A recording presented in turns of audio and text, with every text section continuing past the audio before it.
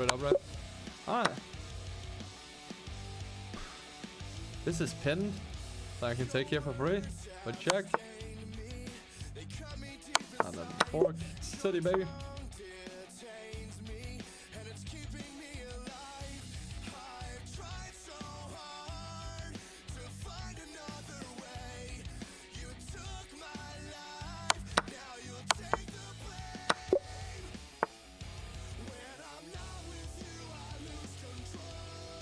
Check. Over. All the way.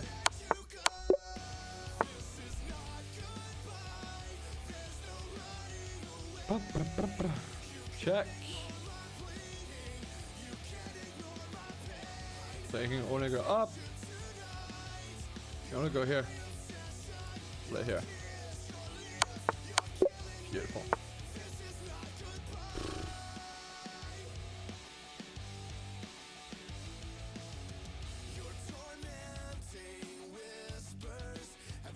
This wins something, right?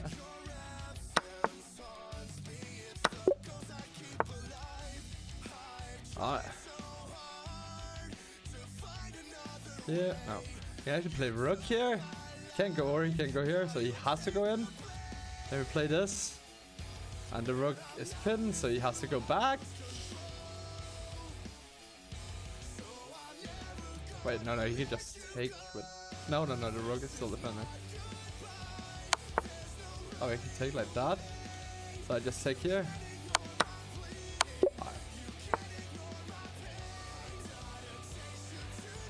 Alright guys, we're getting closer. 20 minutes.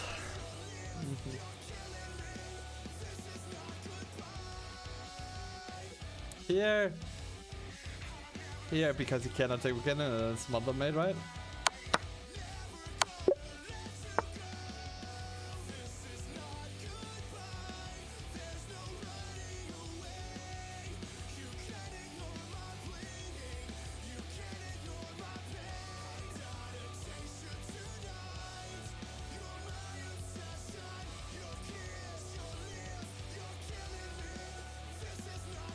Is this really a sack this early? Like, takes for check. He goes over here. I play here. He plays here or something, and I play here. Like, it has to be winning. The question is, do we go check first? No, there's no good check, so I guess we play knight up. But new main in one, yeah. Good, smooth. Smooth as a baby's butt. Here I open up for my queen at least. To mate in one.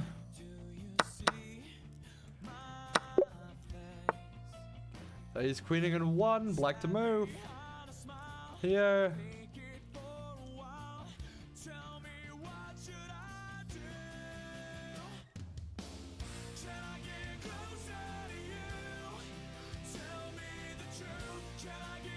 It has to be here? No? Wait, I didn't do the line properly. A bit early to be impatient, right? All the way over. Blocks. Takes. Oh wait. Cannot take that on.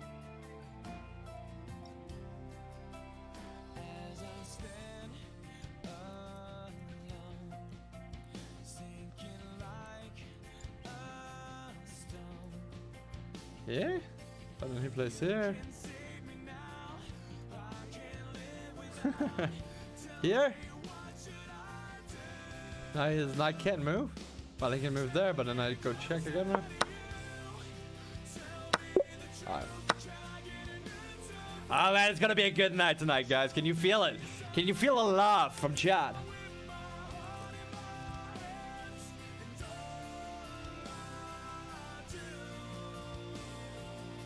Oh, my green screen does not like my water bottle. Oh, no, it's fine. Alright, so what did he just do? He took a pawn.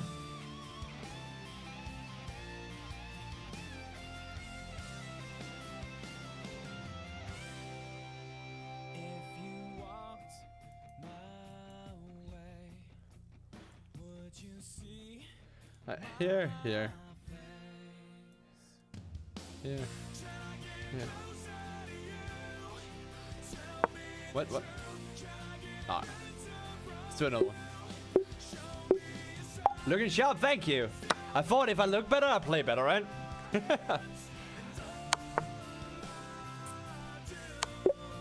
Alright, we like these easy puzzles.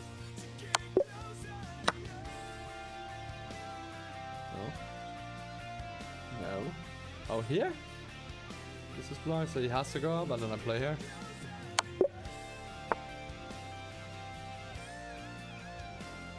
I was scared diagonal there. My rogue's being hit here. Check. Can't go this side, so he has to go over here. And then here. Oh, then I go here and win the rogue, right?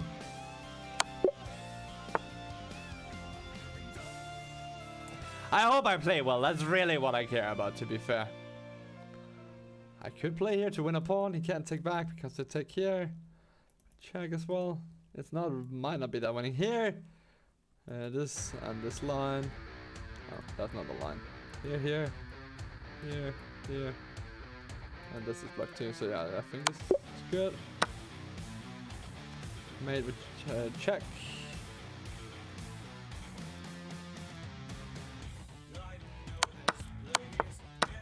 Beautiful.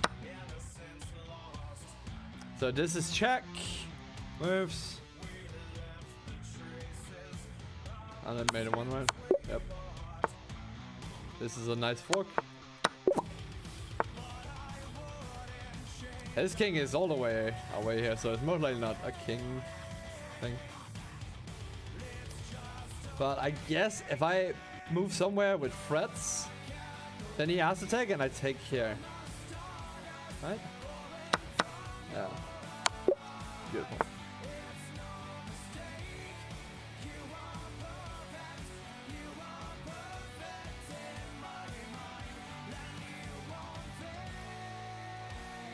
I've never seen this one before. That's a little weird.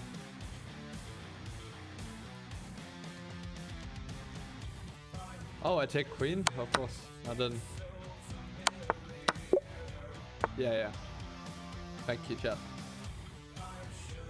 I wish I could have you in my back pocket, like in my ear or something, but that would be cheating, and we don't want to cheat. Cheating's bad. Here, hits the queen. Also have, oh wait, it's just a discover here, right? Boop, boop. Alright, like, check.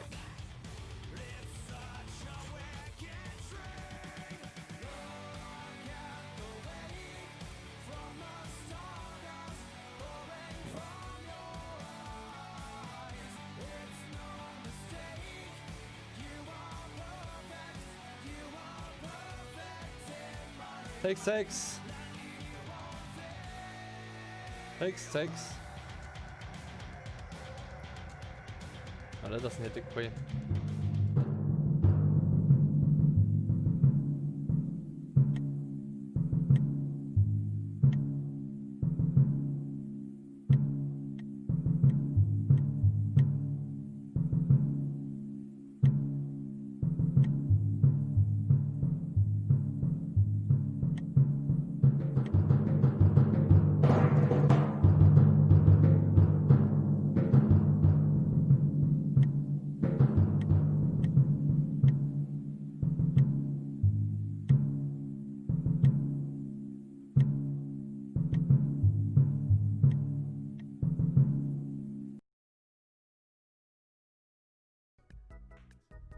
Trainer, Kakuna, Trainer again, and Venusaur! Wait, we're in the game? We're in the game?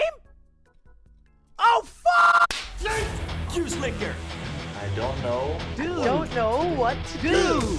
Mine is throbbing. Did we deserve that game? I think we did. Yeah. Oh, what? I checked him! Because I think his opening is kind of bad. Listen, boys, if you're watching, make sure you call me. Boy is the winner. Somebody wrote me.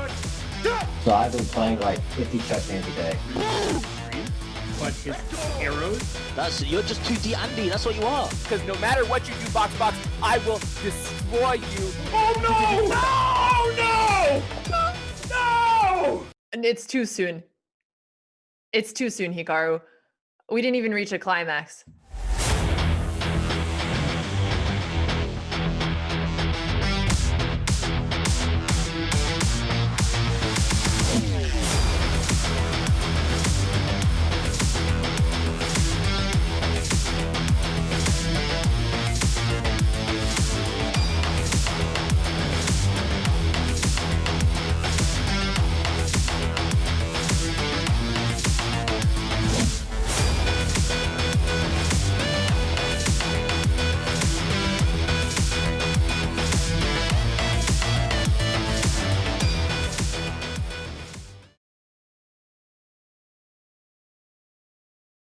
Hello, everybody. Welcome to more PogChamps coverage. I'm Robert Hess, and I'm joined today by Nemo of aka Nemsco and Andrea from Botiz Live.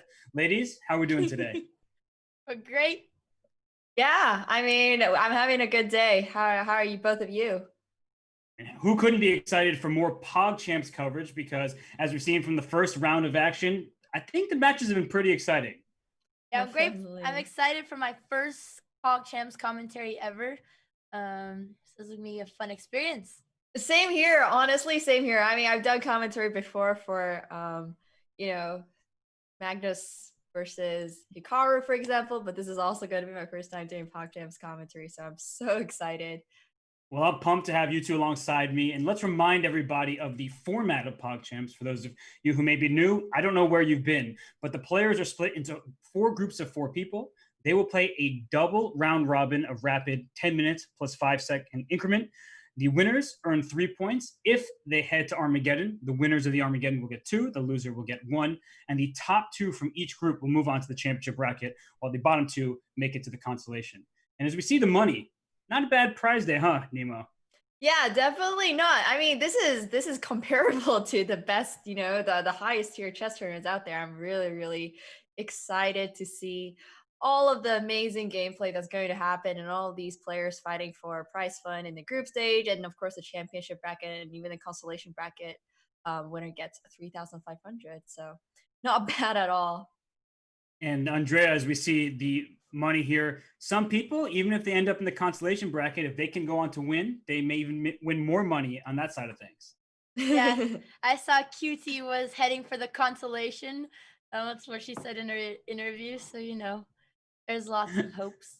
Yeah. Well, there still is a long way off before we get to the bracket stages. As you see, the group stage lasts until the end of August. Then we get the quarterfinals early September, the semis, the finals on September 6th, and all broadcasts will begin at 1 p.m. Pacific. Well, a little before, just like we did today. And as we look across the groups, Andrea, I'll start with you. We're in Group A to start with today. Forsen out in the lead just over Gripex, who had to take it to Armageddon against Scissors. Do you think that Forsen is the favorite in this group? Well, I was watching the games of Gripix against Scissors, my student, and so considering that Scissors almost won that, I'd say Forsen is definitely the favorite. But he was rusty, but I think he's done. He's shaken off the rust, so yeah, he's definitely the favorite. And Nemo, as we look at today's pairings, and we know that we're getting Forsen against Gripex to start. What do you think about this Swede versus Dane matchup, considering that, you know, you're formerly Finnish? Yeah, I mean, this is gonna be exciting, as Andrea and, you know, we were all talking before. Can we call Gripix our Forsen, you know, neighbors? And I have to say, yes, we can. You know, it's almost walking distance between Denmark and Sweden. So today's gonna be really exciting. I have to admit, I haven't seen a lot of Forsen's chess gameplay, but I have coached Gripix a little bit, so it's going to be a really interesting match today between both of them. Forsen's definitely very strong.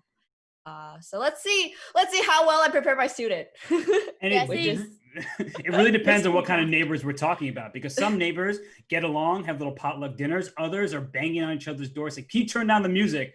So will they be friends? Will they be foes? Andrea, you've also been involved with some coaching here. Kind of what are your take heading into this heavyweight matchup? Well, not to be biased or anything, but I am cheering for Scissors just because I coached him. But I was very impressed with Carson's play. Like he had a very natural intuition for the opening in his last round, even though he has less experience. So it'll definitely be a heavy matchup. And then XQC versus Pac-Man. XQC, sometimes he can play. Obviously, he's the underdog in that match, but I think he also can see some very good moves. It'll be an interesting matchup. XQC certainly has improved. He really has. I mean, the way he was playing, it's easy with aces. It was a different XQC than we saw in PogChamps 1. And Nemo, what do you think of this third matchup of the day between David Pac-Man, who is favored, we would say, against XQC? But do you think that the legend, the wooden shield master, can come up with an upset? Well, this is the part where it gets interesting because David, I feel like, is a very level-headed and solid player, but he also crumbles a little bit under pressure, as we saw previously. So, you know, anything could happen today. I'm going to go with that. Anything could happen. Well, that seems like a bit of a cop-out, but I also do not know. And as we look across the schedule here, to remind everybody that we will be starting with GripX versus forsen. Then we will have Scissors against callmecarson live. And then we will have David Pac-Man versus XQC in what will undoubtedly be an amazing day of chess and trash talk, I hope. Yeah, I was going to add, I think XQC is taking his preparation a little more seriously because last match he streamed like 21 hours before, went straight in. But I saw he took a short break before streaming today. So maybe it'll be a different outcome. Yeah, I don't think streaming for anybody, for any of those who want to play in tournaments coming up, if you plan on playing a chess tournament, streaming for 21 hours beforehand might not be the best idea. Of course, everybody, you know, everybody has their right to do whatever they want to. So. Just putting that out there. Yeah, he always amazes me. A little tired. Yeah, it was just shocking. I was like looking, I went to sleep, and you know, I streamed, went to sleep, woke up, I was like, is this man still streaming? Yeah, I know. You go to bed, he's streaming. You wake up, he's still streaming. I don't know how he does it. He's a robot or something. Yeah, it's pretty amazing.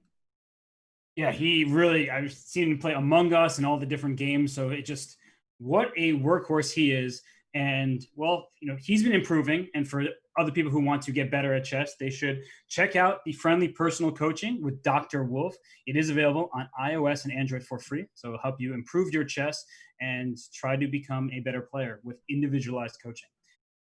Hey, Nemo, Andrea, it's just a couple of minutes away from liftoff here. I'm super excited. I'm going to make some predictions because I always, and Nemo knows this, as I say often, when we have matches, I make my co-commentators make predictions. So before I even get there, Andrea, you're first. You're the newbie. Tell me what you think is going to happen today. Well, I'm going to go with the safe bet and bet on the favorite forsen. But I definitely think GripX may win at least one game. So maybe I'll end up in an Armageddon because he played, right now he's been grinding through these puzzles. So watching his puzzles was pretty impressive. I think he's well prepared. Okay. Yeah. That's your. Like that. Okay, you agree? Honestly, I would say, of course, there's gonna be a little tiny bit of favoritism coming from my side because I have Coach GripX, and you know he's a league streamer, so all of those things mean that I have to cheer for him a little bit. But I do think that it's gonna be a really close match. Probably what Andrea said is really accurate. This match might go to Armageddon, and then we'll see what happens in the Armageddon. So I don't think it might go to Armageddon. I'm telling you definitively, it is going to Armageddon. I think that these two, all right. I think we have some evenly matched players here, both with different strengths and weaknesses. So I feel confident saying that one's going to Armageddon. I like this. Yeah. Robert is here, you know, telling us what's going to happen. I really like that. Well, we are here for just the most fun possible. In Armageddon, there's really little that's more fun than that. And what about the second match between Scissors and callmecarson? Andrea, you've worked with them. You have a little bit of favoritism, but what do you think is going to happen in that match? We'll have to see. So Carson's main weakness, like he played the beginning very well. His main weakness was like seeing tactics throughout the end, while Scissors, his main weakness was also the end due to like time pressure. But overall, I mean, Scissors is a high rated player and he's been playing chess for a longer time. So I think logically Scissors should win, but maybe we'll have another Armageddon, another upset. Yeah. I think this will be difficult to predict. I've only worked with Carson for a little bit. So I do think that Scissors is slightly more favorite to win in this match. Yeah, Scissors showed very impressive chess, surprising most people by really being on the verge of defeating GripX before not really understanding Blitz. I don't think he has much experience in that. He wasn't looking at his clock, so that was unfortunate for him, but he played very well there. And Carson seems newer to the game, and he has some tricks up his sleeve, that's for sure. He's extremely entertaining to watch on stream. Oh, yeah. Definitely. I saw his applause and his music. He's singing along. He definitely makes chess fun. He certainly does. And we are about to have liftoff here between these two players, GripX and forsen. And last but not least, I'll make a prediction between David Pacman and XQC. I'm going to go. David. I'm going to go with David. Whoa, you seem very sure So of yourself confident for XQC. I'm sorry. I'll sorry. go with the underdog then. I'll go with XQC. I believe All right. the tables will turn. Okay, well, I'm going to hold off on that one for now because we do have liftoff with the chess. It started out with e4, e5, knight 3, knight f6. So once again, we see a Pogchamp where instead of protecting the pawn on e5, black attacks the pawn on e4. So interesting start to this game. Yeah, this is one of the openings I did not teach GripX how to play. So he's on his own here, but he's probably going to go for the Italian structure, albeit with the bishop on f1. So we'll see what he does. What opening did you originally coach GripX? I coached him the Italian / the Spanish. You know, the two openings I play as white and black. So what Nemo is saying, for those of us in the audience who are not chess familiar, the bishop usually is on c4 or b5 outside of the pawn structure. Oh, and d4. So he's attacking in the center. Ooh, that's leaving e4 undefended. The interesting thing is that these moves, like, you think that they're not that good, but they're also not that bad. Right. Because it's this level, right? And it's like a lot of unexpected things happen, even if you do take the pawn on e4. And you just never know if black will play it. Even if black plays it, what's going to happen? Okay, so in this case, black chose to not take it. What I noticed about beginners is many times if there's like a free pawn in the center, they tend not to take it because they think it's like opening repertoire. It's prepared. So I noticed with Hafu and Pacman's game. Also, they just simply don't see it because they're not looking for it. It's really difficult actually to, even I sometimes don't even like, if my opponent gives me a pawn in the Spanish or something, I don't even take it because I'm like, this never happens. Exactly. Yeah, this is very suspicious, right? Exactly. Well, look at what's happening here is that Grip, he put his pawns forward in the center of the board, and in came forsen's knight to e4. So that knight on c3 is pinned. It cannot take on e4 because there's a king behind the knight. So what do you think about this by forsen? He's castled his king. It's safer, but white has the expanse center. So Andrea, let's start with you. Whose position would you rather have here? I think Grip still has a more comfortable position because of the pushing the center. The c3 square isn't too hard to defend. He could play it in one move with the queen. And then an issue for forsen is going to be where is his knight from e4 going to go once it's attacked? Okay, and Nemo, what about you? White or black here? I would prefer white. I think I would prefer white here. Yeah. So you two are in agreement, and I think it's because of this strong center and the fact that black's tactics don't seem to really work out here. Queen d3 was a good-looking move. Yeah, I definitely like this way, the way white's playing here. His knight move definitely looked intimidating, but a few moves later, there's not much of a follow-up that's possible. So. Right, and you can see as I clicked on the knight, you can see the squares you can go to. Most of them are off limits from the knight because white has them under control. So you're not getting to any of these squares, in which case you should probably just take on c3 and trade it off. Yeah. It's interesting. Grip chose queen d3 instead of queen c2, blocking his light squared bishop, but I think he's also trying to be more aggressive, putting his queen as forward as possible. I honestly, I'm really, really happy with the way Grip has been playing so far. It's like solid. I mean, apart from the e4 pawn, nobody cares about that pawn anyways. Everything else seems to be going pretty well for him. Very well, yeah. Yeah. I'm looking at the chat, and it's all about forsen right now. Yeah, I know. It isn't just forsen's chat. Even if he's doing worse on the board, the chat will always be there cheering, which is... You know, who's the real winner here, right? Who's the real winner? Exactly. Well, we shouldn't let it be so one-sided. Let's listen into GripX and hear his thoughts as he deals with this knight and bishop hitting his knight on c3. Friend request me right now. All right. I have to say the suit was a good touch. So that's just giving Oh, him he's peace. This vibing also right puts now. He's threat on got. the queen. Is that music I Just hear see in the blood gold. background? If he goes here, I go Wait, here. did you also just see here. him steal a knight? Oh yeah, he just did the knight too. See, I told you That that is- night was doomed. I told you I Stuff know where to is go. Gonna be Well, awkward it could have taken C3, but you know. Yeah, but But it was still that's true, doomed he could've anyways. saved It was, it, yeah. Just more likely. Yeah, he's Wow. coming for poor Forsen's king already. But the chat will continue cheering for Forsen. So I can go We do here. not lose faith. Yeah, let's go, chat. the Oh rook. my god. Nah, It's And he can't do much yeah, about this it. is not looking I don't too see him good. play The back, king but is out in the open. I like now. this hitting the rook. Where is he gonna go here? Oh, he can go here with check, I guess. We don't want that. And Griff Or has maybe it just all play under back control. here now. Just look at this move. We have a piece. We opened up his king side. He's not allowing any Play. counterplay. Yeah, he's also in his suit, you know, he's just like vibing. He's got his music going. All right, well, let's return to the live board. That was good to listen into him there, but it does seem like he just stole a piece. And we'll go back to that moment because we were talking about it, Nemo and Andrea. The knight on e4 could not go anywhere except taking on c3. Moved to g5, and well, thank you for the knight. I have 2 pieces hitting that square, so that's a free piece. Yeah. I mean, if Grip wanted to be even more annoying, he could have tried taking with the knight. threaten a nice checkmate. Yeah, hit them with that mating 1 threat. He was going for the queen attack, also a good attack there. But yeah, Yes. Grip is pretty much killing this game.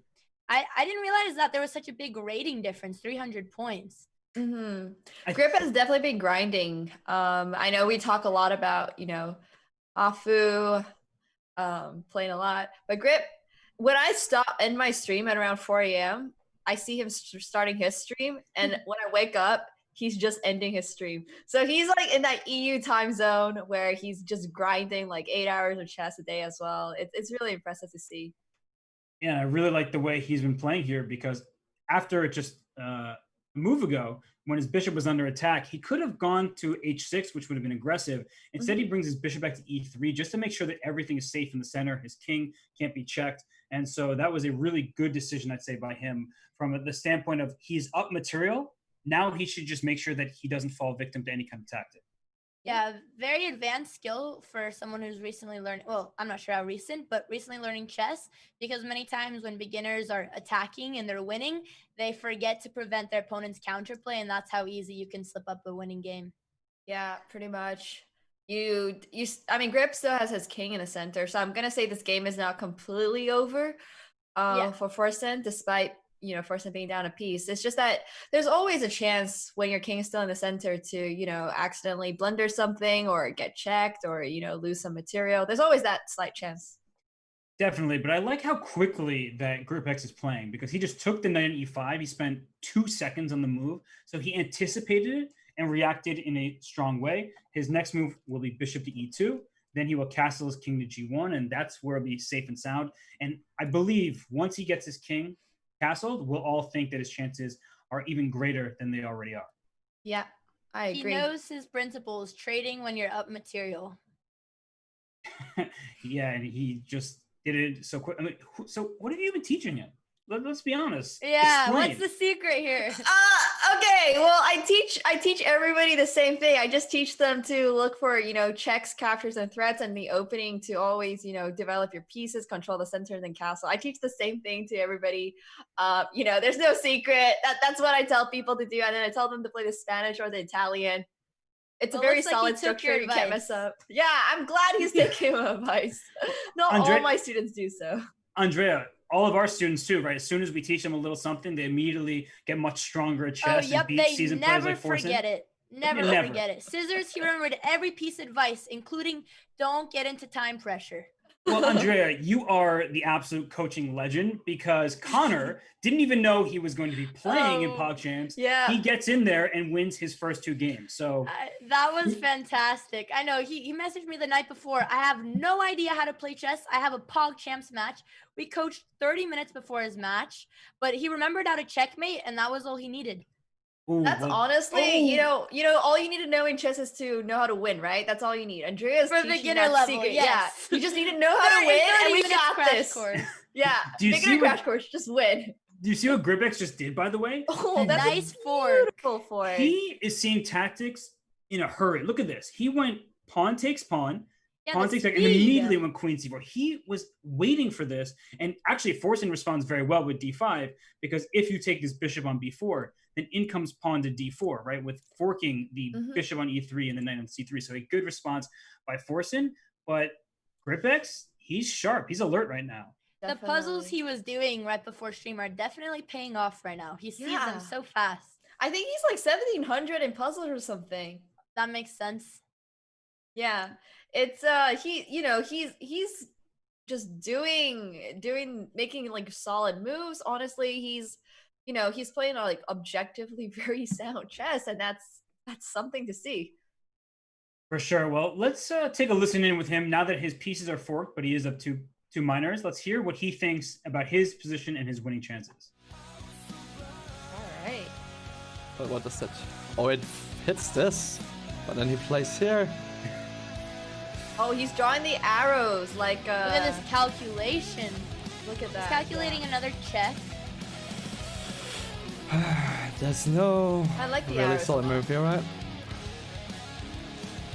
He's trying to work through. See, there has to minor be piece he something wants to cool. give There up has to since be both something of cool. them attack. I think Check. he's definitely on the right track by looking for He the can most block. forcing moves. He's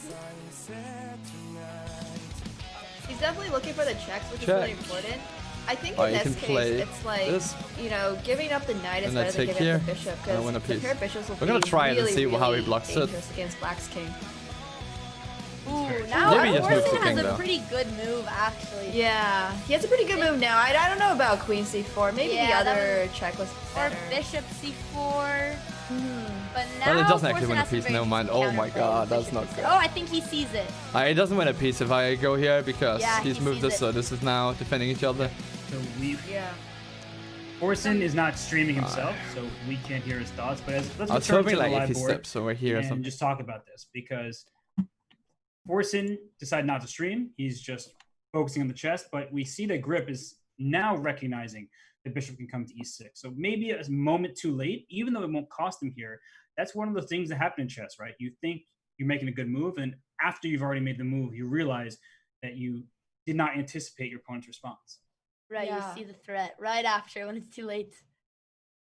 Yeah, I think that in this case, especially like once you let your opponent get a little bit of counterplay in these kind of games where a king especially still in the center, it becomes a little bit risky, right? Because it's just like that mentality of, being on the attack is always better for you because you find moves after move. But now if Black sees bishop e6, this game could technically go in the favor of forsen. Right, Yeah. forsen will still be down material, but it'll be interesting because now that king will be stuck. Oh, and he sees it. White's king will Ooh. be in the middle on the near the file of Black's queen. So who knows what can happen in this game? Yeah, it's one of those moments where if you start taking on c6 and the position opens up more and your king is still in the center and doesn't get to castle, that's when it can become tricky. However, Black's king will never be safe. There are no pawns in front to defend it. So Yeah. if White can get his pieces over to that side of the board, I believe the king on g8 is much easier to start trying to checkmate than White's king ever will be.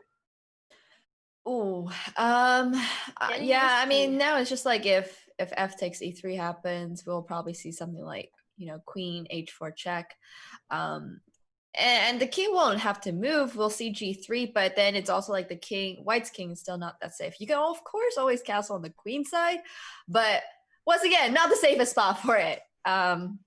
So a lot of interesting things could happen right now.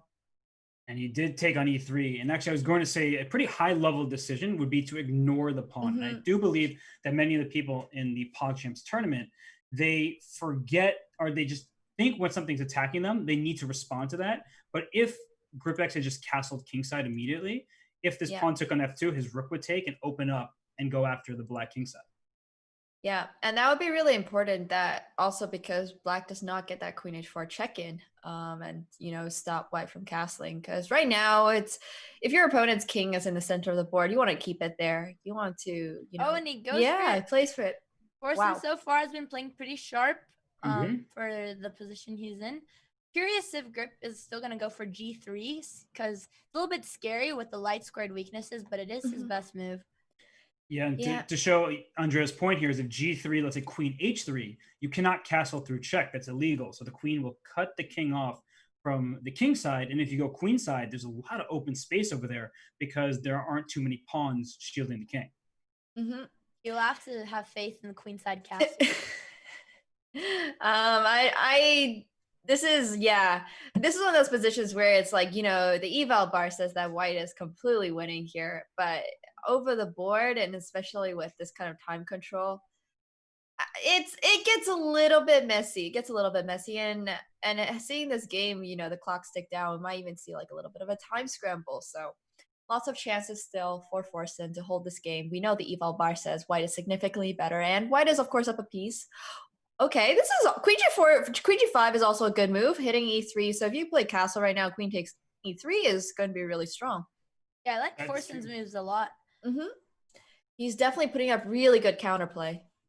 And I think, as you two can attest to better than I can, but for some of the players in PogChamps, they're not always good at retreating, like finding moves that go backwards but also help them out. So a move like here, queen to e4 would help, or queen to f3 would help defend this pawn on e3.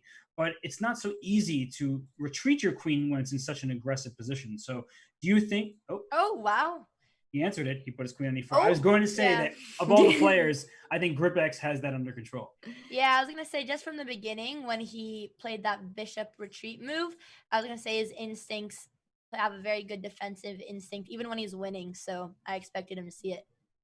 And for forsen, he can play bishop f5 to try to challenge this queen. And Nemo, it's what you've been saying all along, that if the king doesn't find true shelter, it's going to be a difficult task for GripX to convert this. Well, after rook d8, this is the perfect time for white to castle, because getting a rook onto f1 also stops bishop f5, and then your queen is very, very safe on e4, and you'll forever be defending your e3 pawn. So,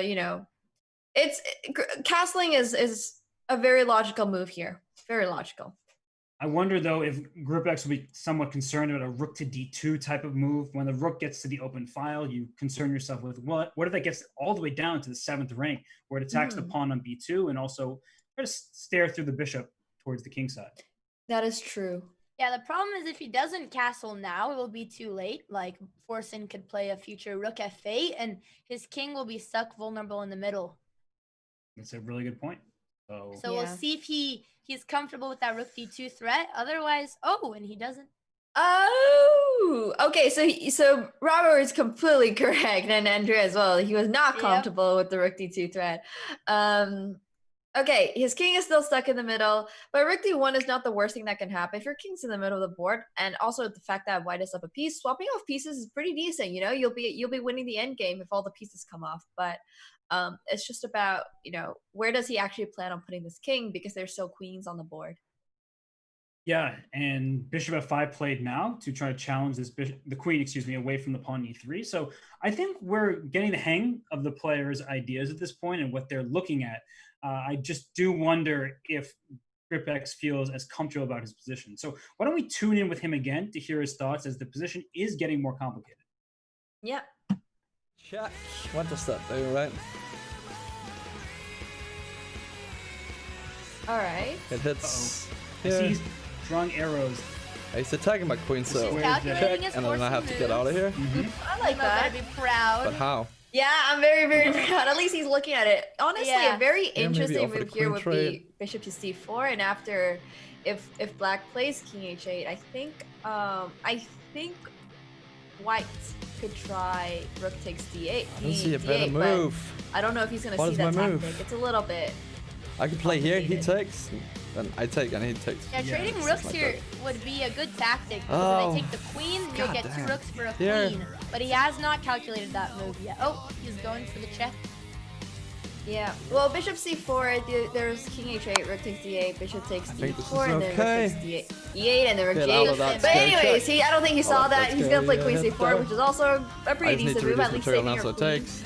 It's just a question of how is he going to deal with the e-pawn after black plays something like king h8, just like playing the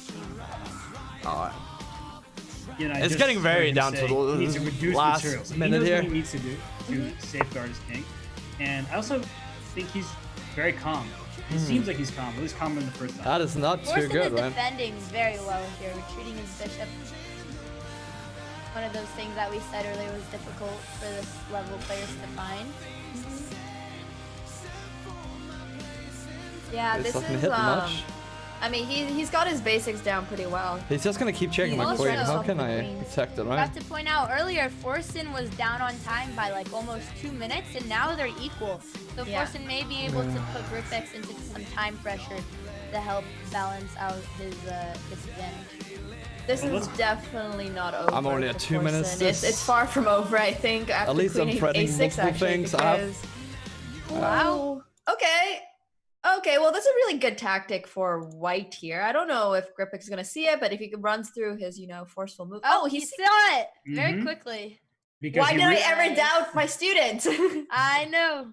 Because you felt that doubting him would be encouragement. That he would That's kind of, true. He's would- going he to was prove like- me wrong. True, it's was better te- than jinxing it.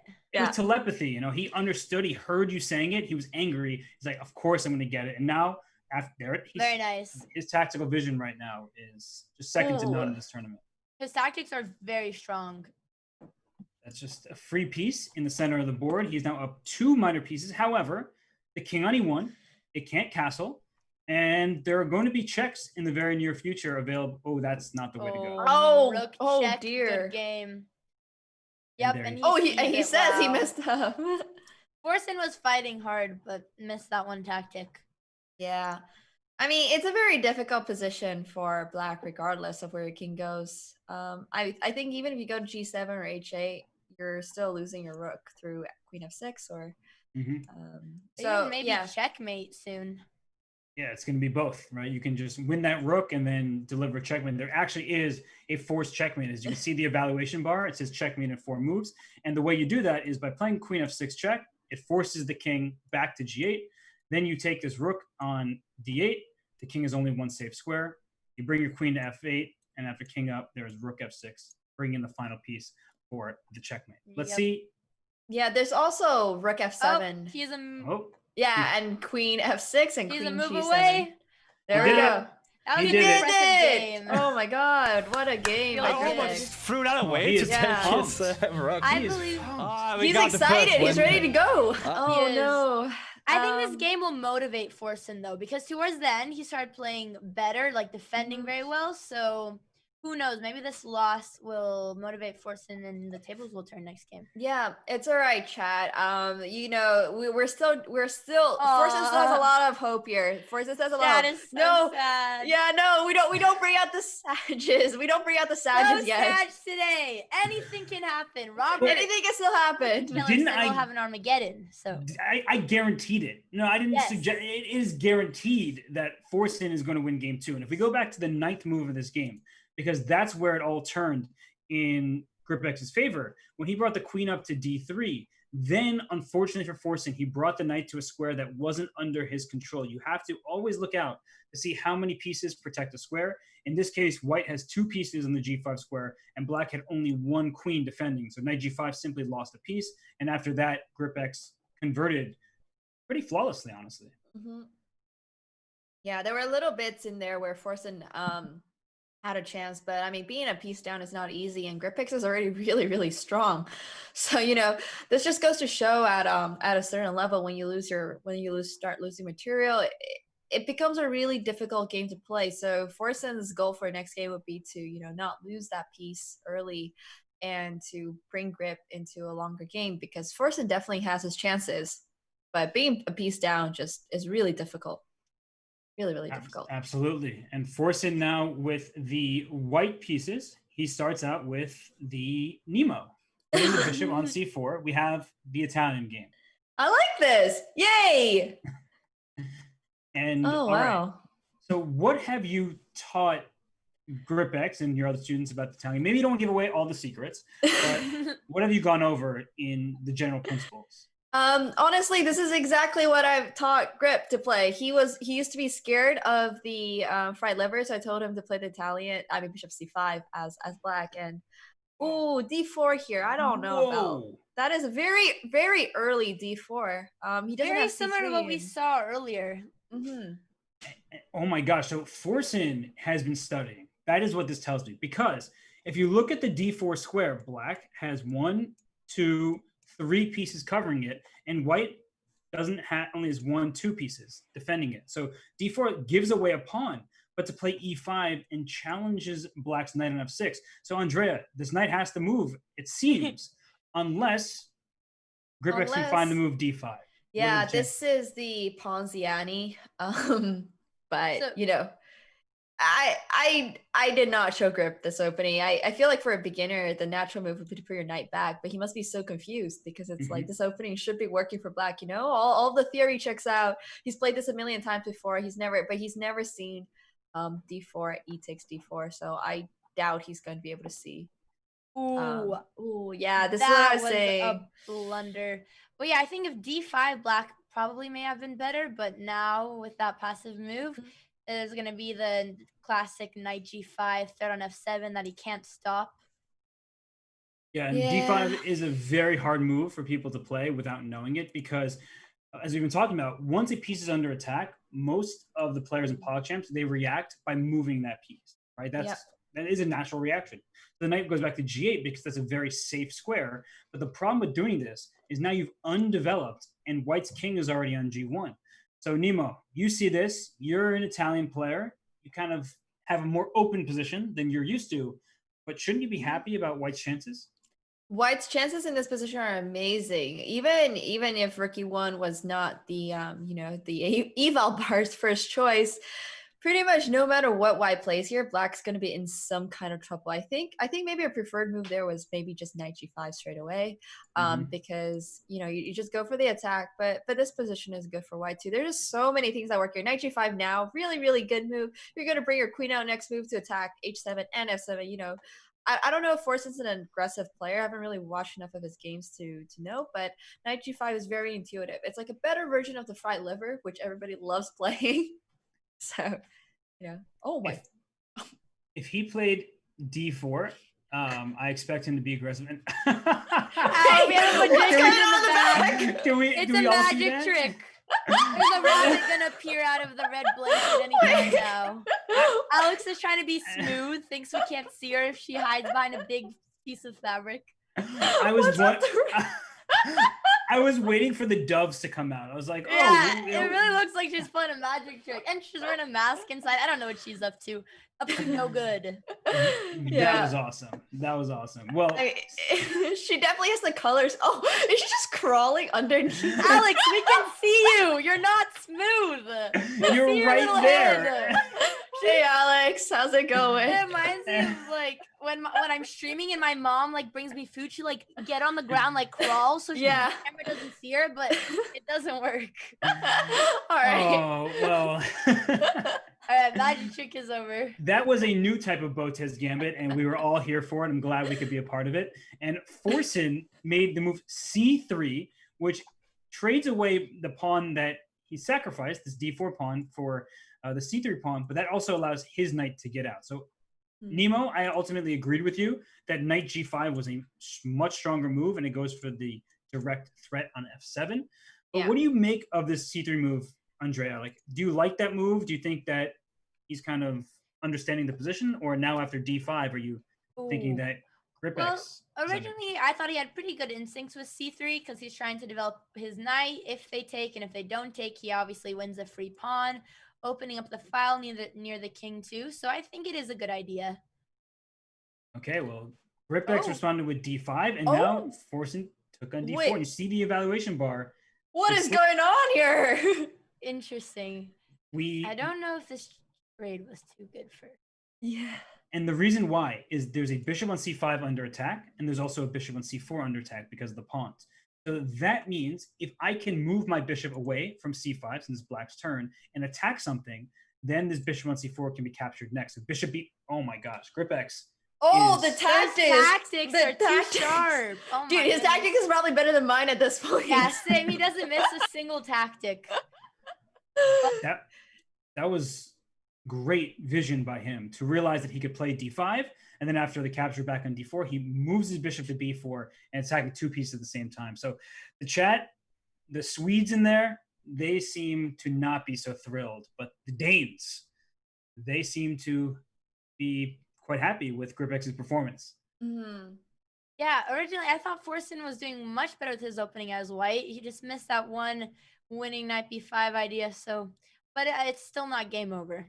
Yeah, well, I think the thing about playing these kind of aggressive openings is, first of all, I don't really know how much prep forsen has done, but if you're gonna go for something as aggressive as this, and your opponent puts his knight back, and then you have like this kind of play in the opening, it's you gotta capitalize on that. You don't really have time, even if c3 was objectively speaking not a bad move. You just don't really have time to do moves like that, because it's all about the aggression. It's all about putting your pieces up before your opponent can get his pieces out. So Right. And just to highlight it once more, Nemo was correct. Knight g5, and if castle to try to protect the f7 square, in comes the queen to h5, and it hits h7 with a checkmating threat. It hits f7, 3 pieces attacking that square. It would have been devastating. Yeah, it would have been a good find for forsen. And I'm just like really kind of surprised at how determined Gripix looks like.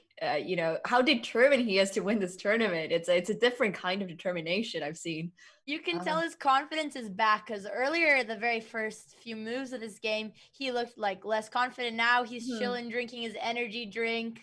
It was puffing earlier, so he's definitely feeling his confidence is back. He's feeling it for sure. He's feeling it. And he's also up 2 minutes on the clock. And I think we haven't quite stated how important that is, because even when some of these players get good positions, they at times do not have the remaining time available to them to work through the complications. And so Gripix is playing well, and he's playing quickly, so he conserves time for later in the game when he needs it to work through the tactics.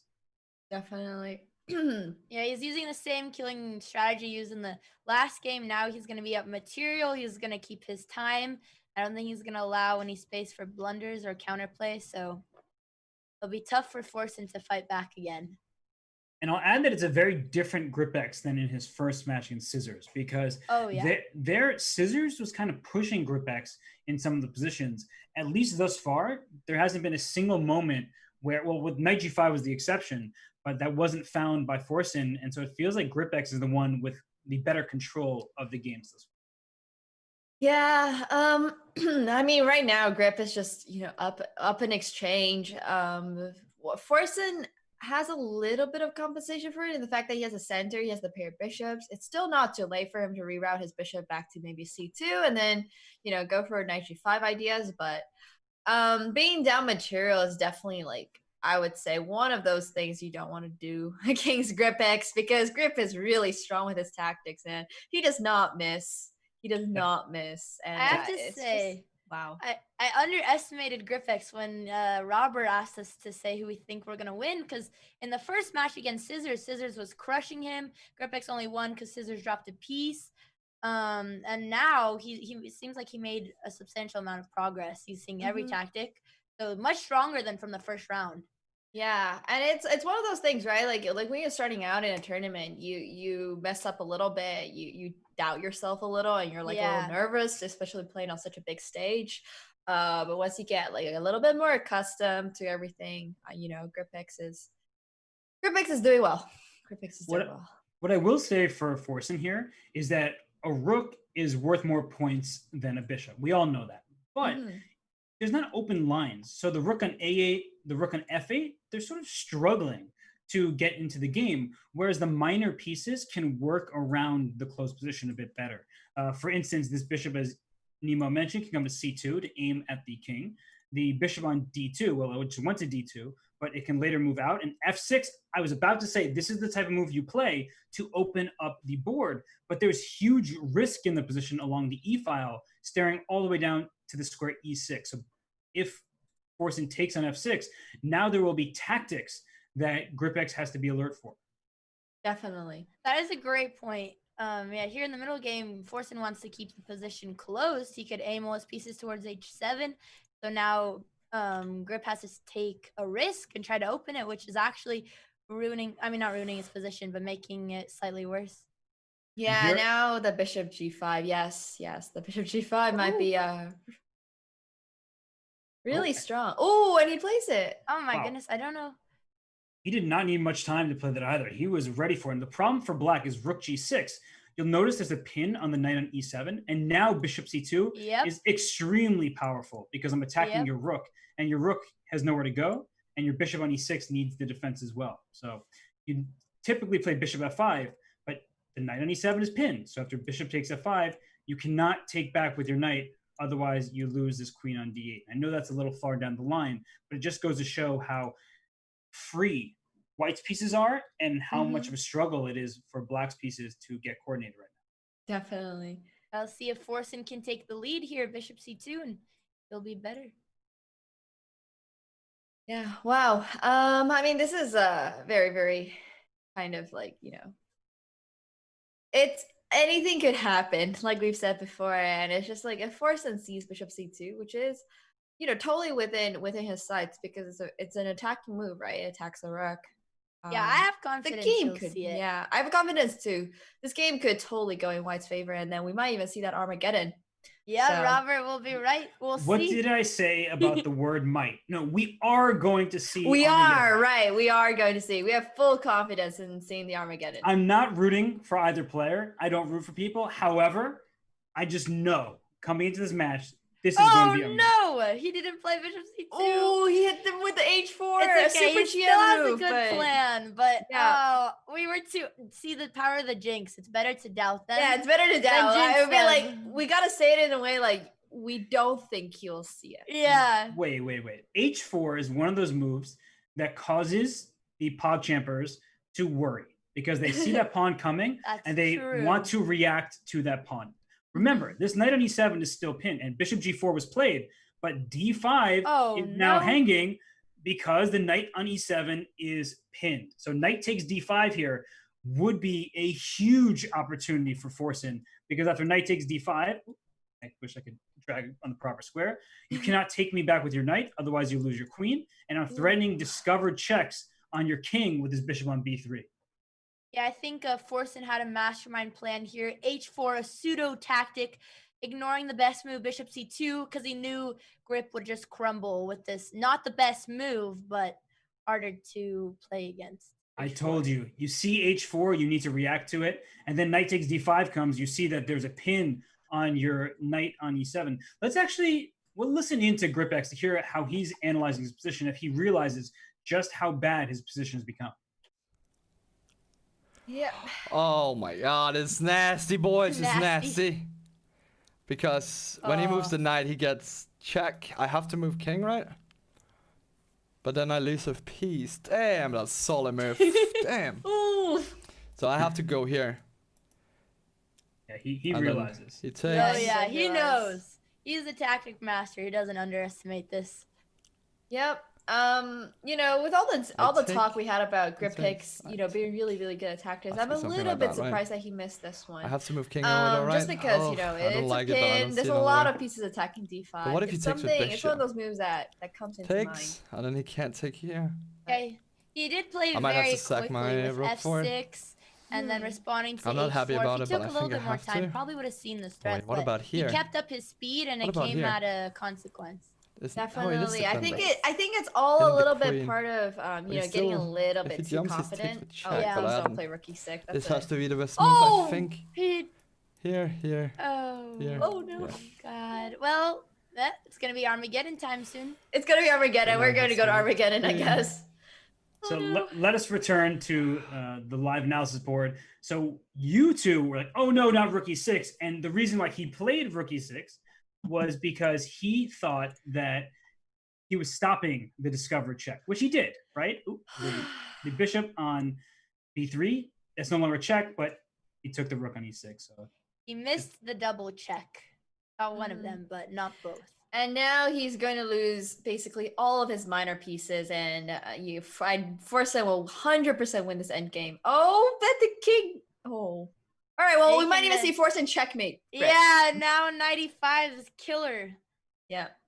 do we think Wow. Forsen's going to do that, or is he going to? Yep. Oh There my it is. gosh. So Beautiful.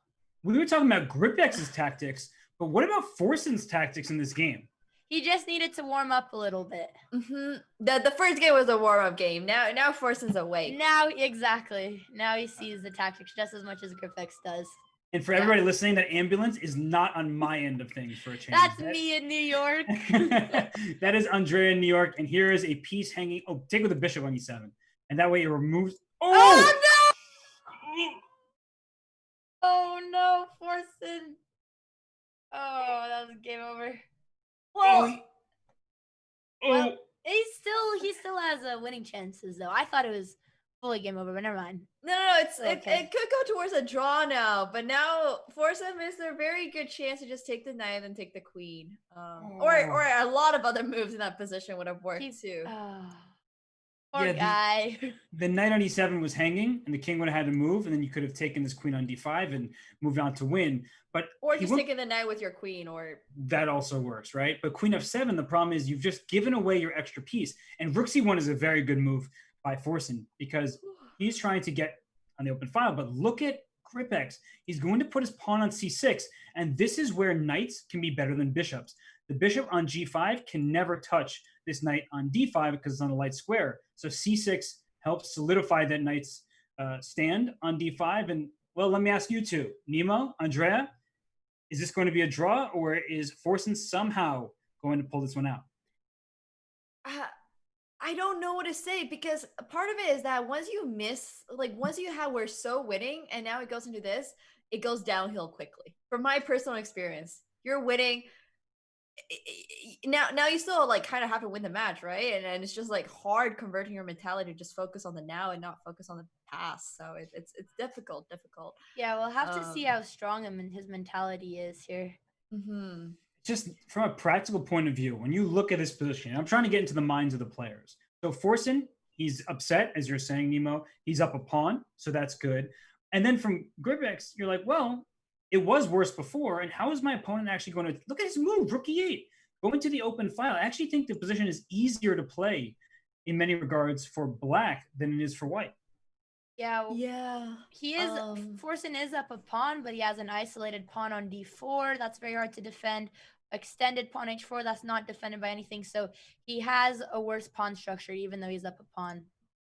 I'm not liking this too much for white, I have to be honest, just in terms of position. I mean, he is still up the pawn, so there's always chances, but black just has so much piece activity, and the knight on d5 will never be kicked away. So, and okay, he's going to get one of the pawns back now, actually.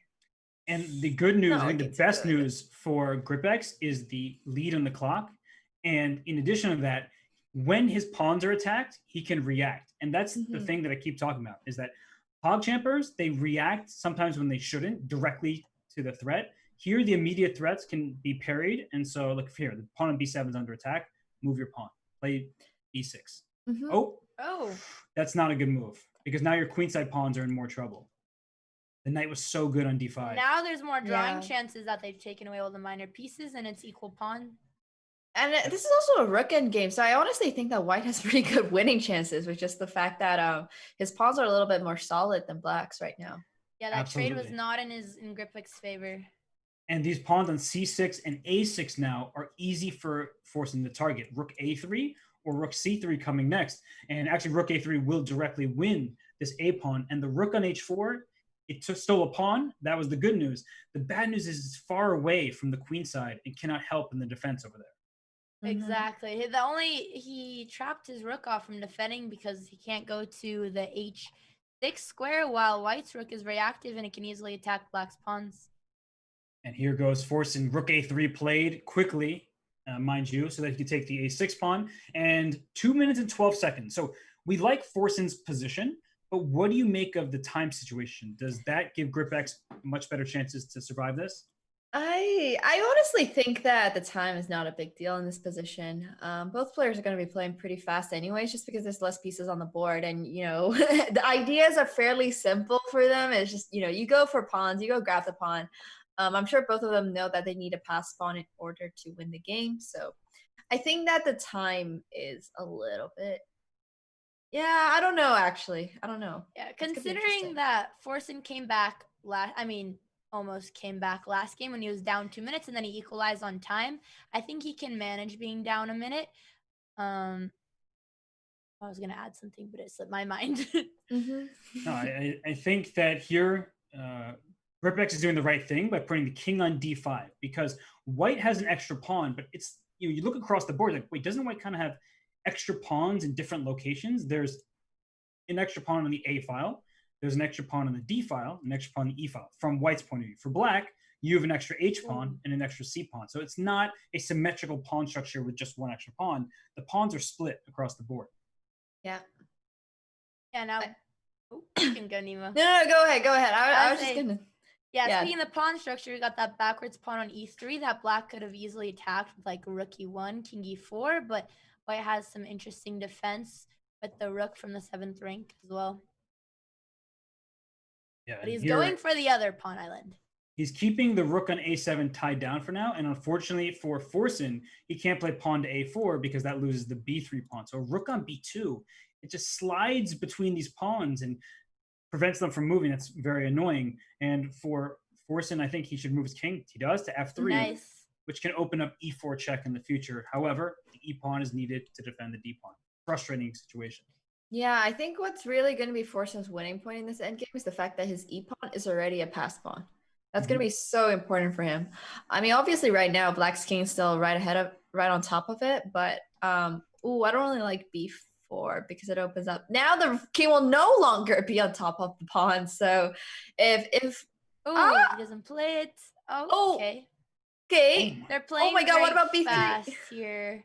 Now Gripix is gonna have a pass pawn after b3 is traded.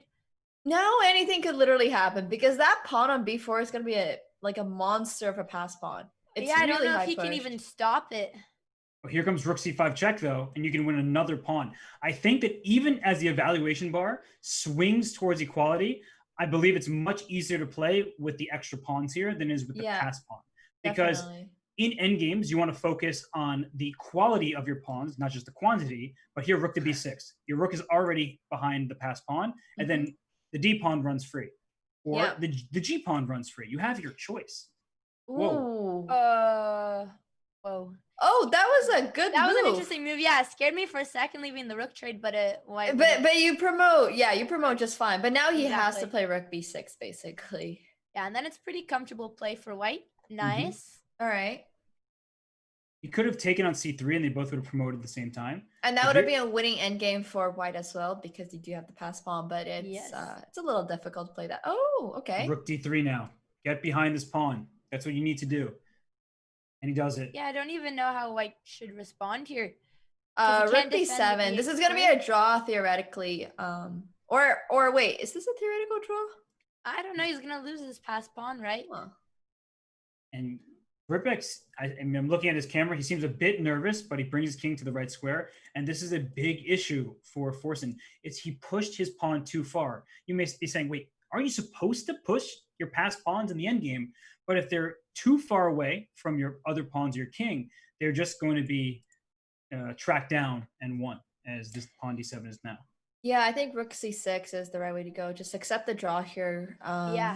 But of course, forsen needs to win, right? He needs to win, so he can't. I don't know. The draw is a good result for this game, but he'll lose the match. So in other words, he has to lose. There's no drawing here.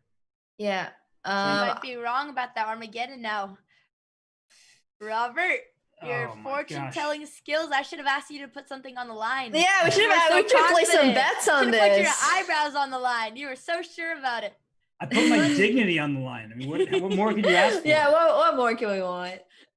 I think that forsen should play king to e4, just as hoping that the pawn try promotes. To push.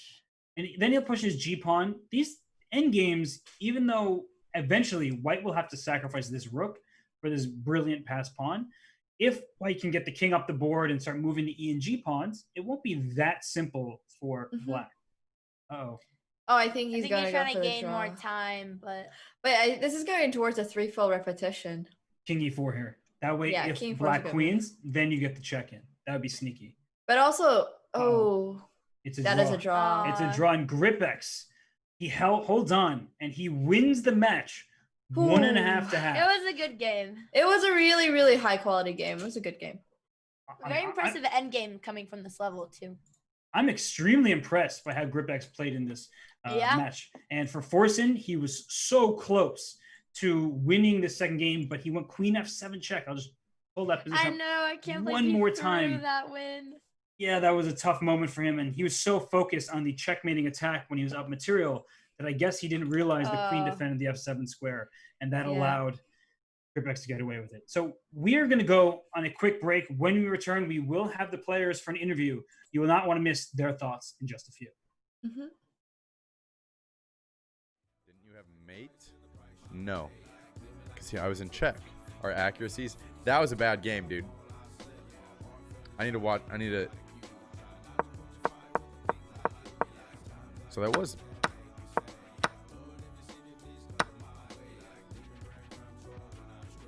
This is what really fucking screwed me. That's best move? Why? Because you do this? Or would you take bishop? It's a blunder? How is that a blunder? How are either of these a blunder? Tell me what?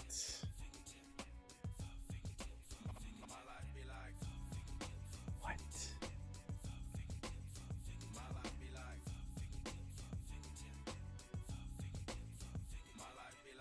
Why is this a blunder? Because take, move.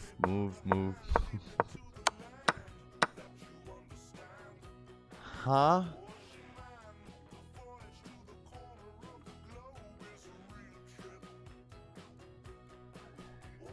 Fuck.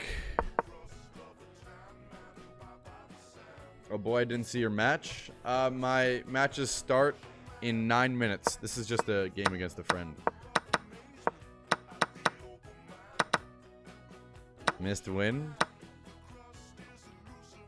Oh, I mean, I didn't see it later anyway. Doesn't matter. I needed a castle, dude. Oh, that was such a bad game. I threw from the very start, dude. How do I not see that that's hanging there? Okay, so if I open up like this, he does this. I go here. No, it's saying that's a mistake.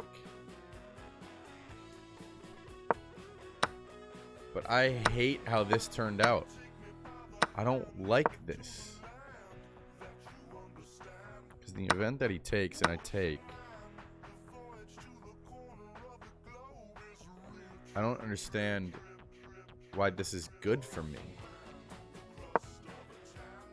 He takes there, or he challenges here.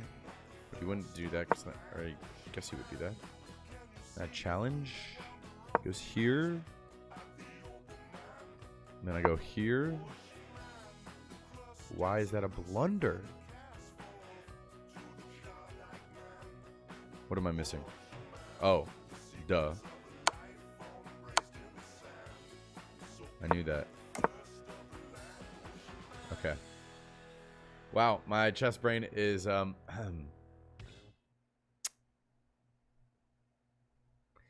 not up to speed quite yet.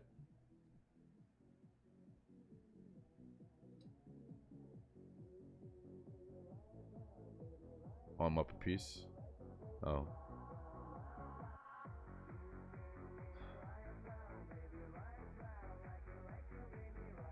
Firing on all cylinders today. We're fine. We're fine.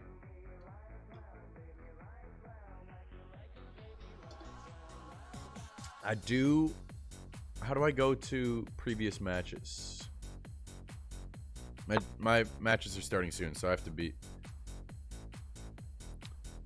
How do I don't know how to do this on my analysis. I want to go to the previous game. Archive? This one. Analyze.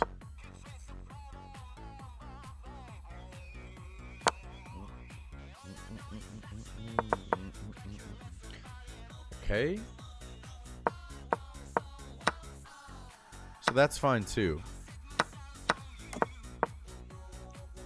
Okay, so there I gotta protect my...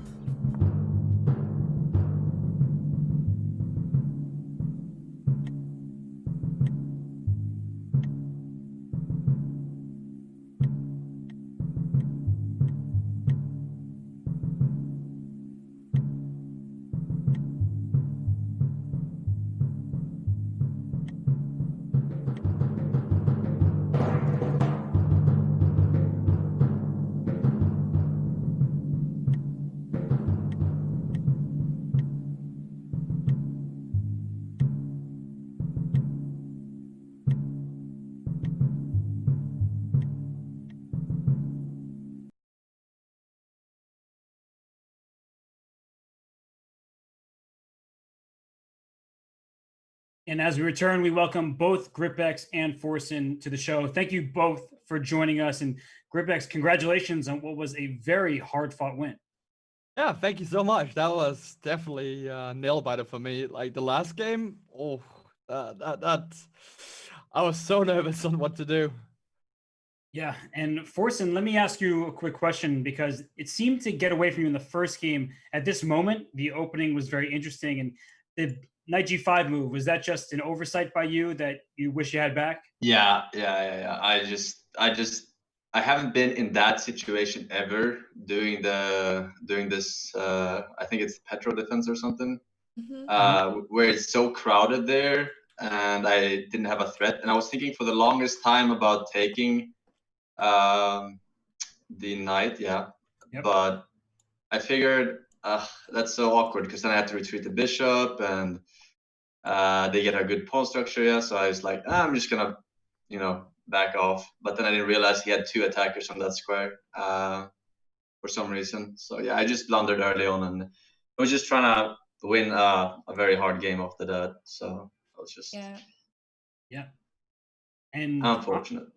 Yeah, I mean, of course, that one got away from you. But in game 2, I mean, Andrea and Nemo, you both really loved how forsen was playing that, right? Yeah, definitely. Yeah, game 2 was brilliant. It was very aggressive out of the opening.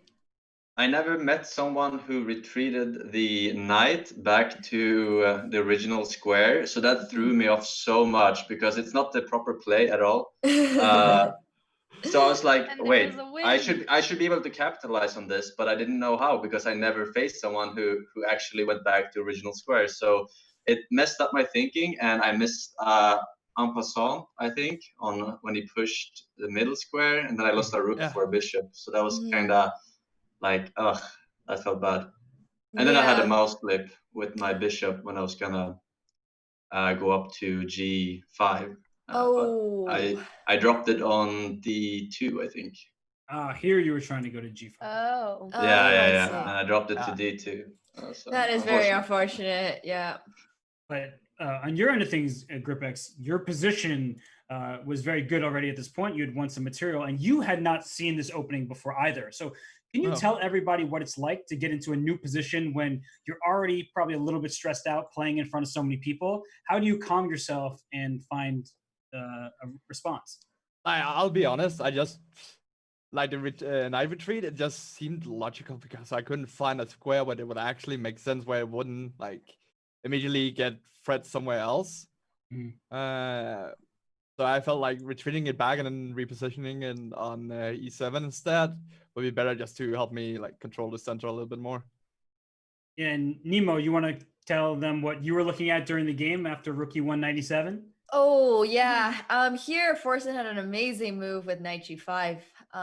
Just hitting the f7 pawn, and Grip would basically have to castle to defend that pawn, and then white will hit black with queen h5. And very common kind of trick. Yeah, that's very good. That's right.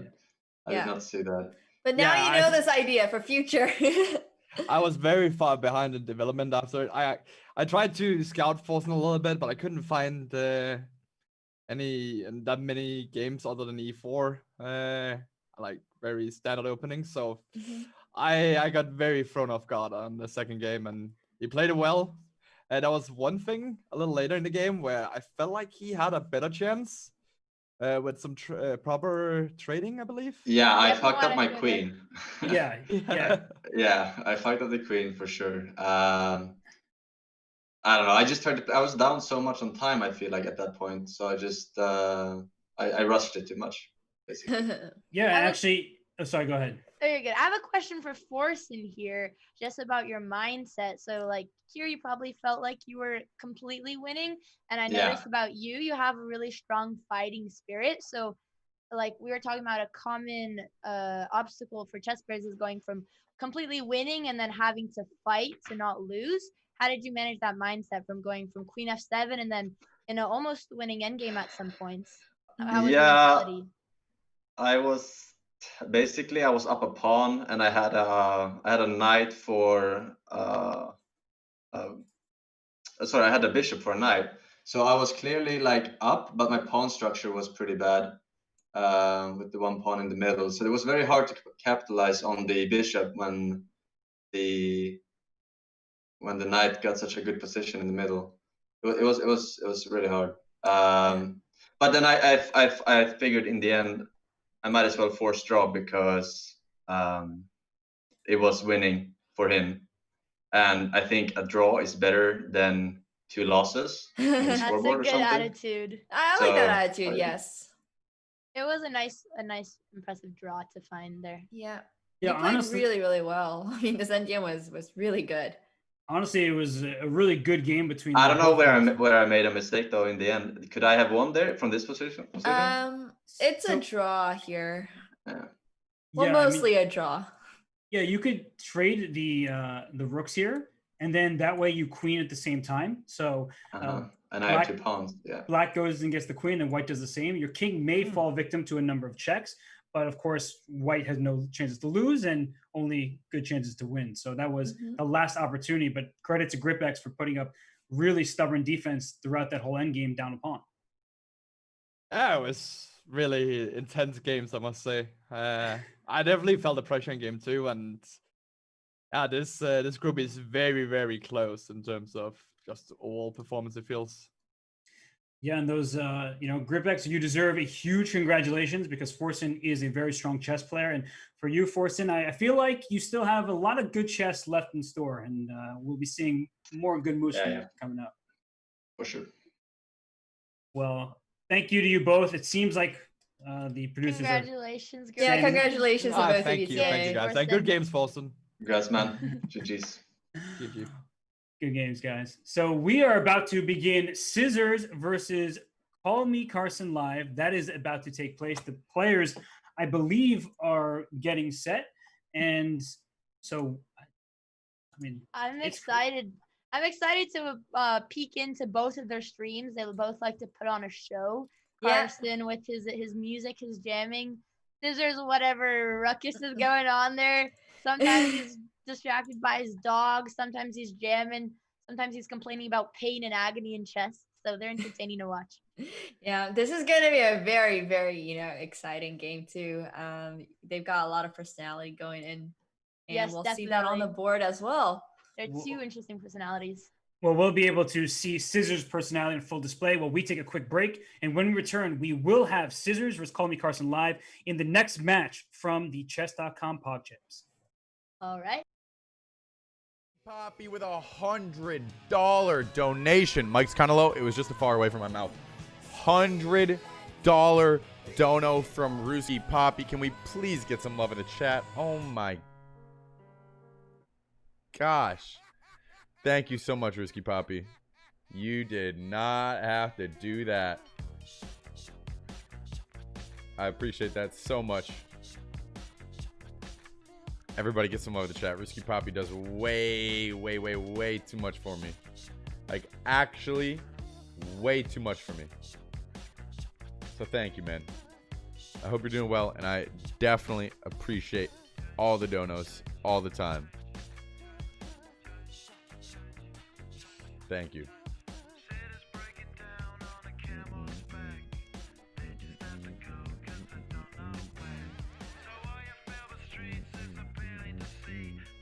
Thank you.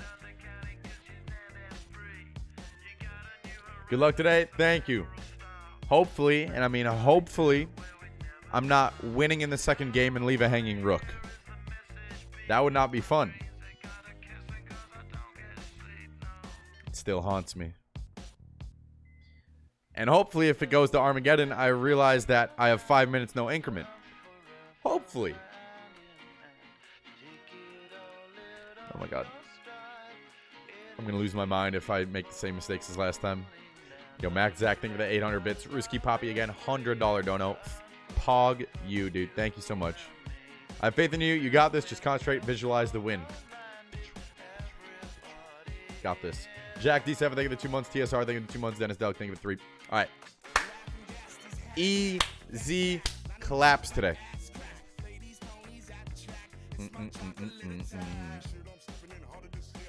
Easy claps today. Again, emote only mode once the matches begin.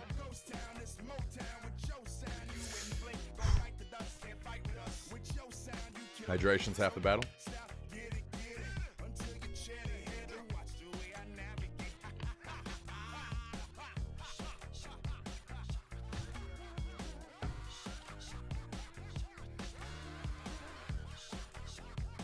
I'm still okay.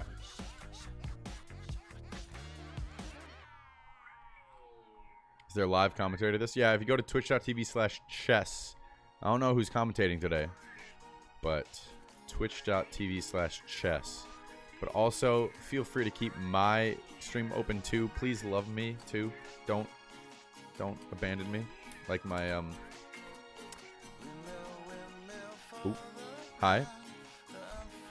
Hey.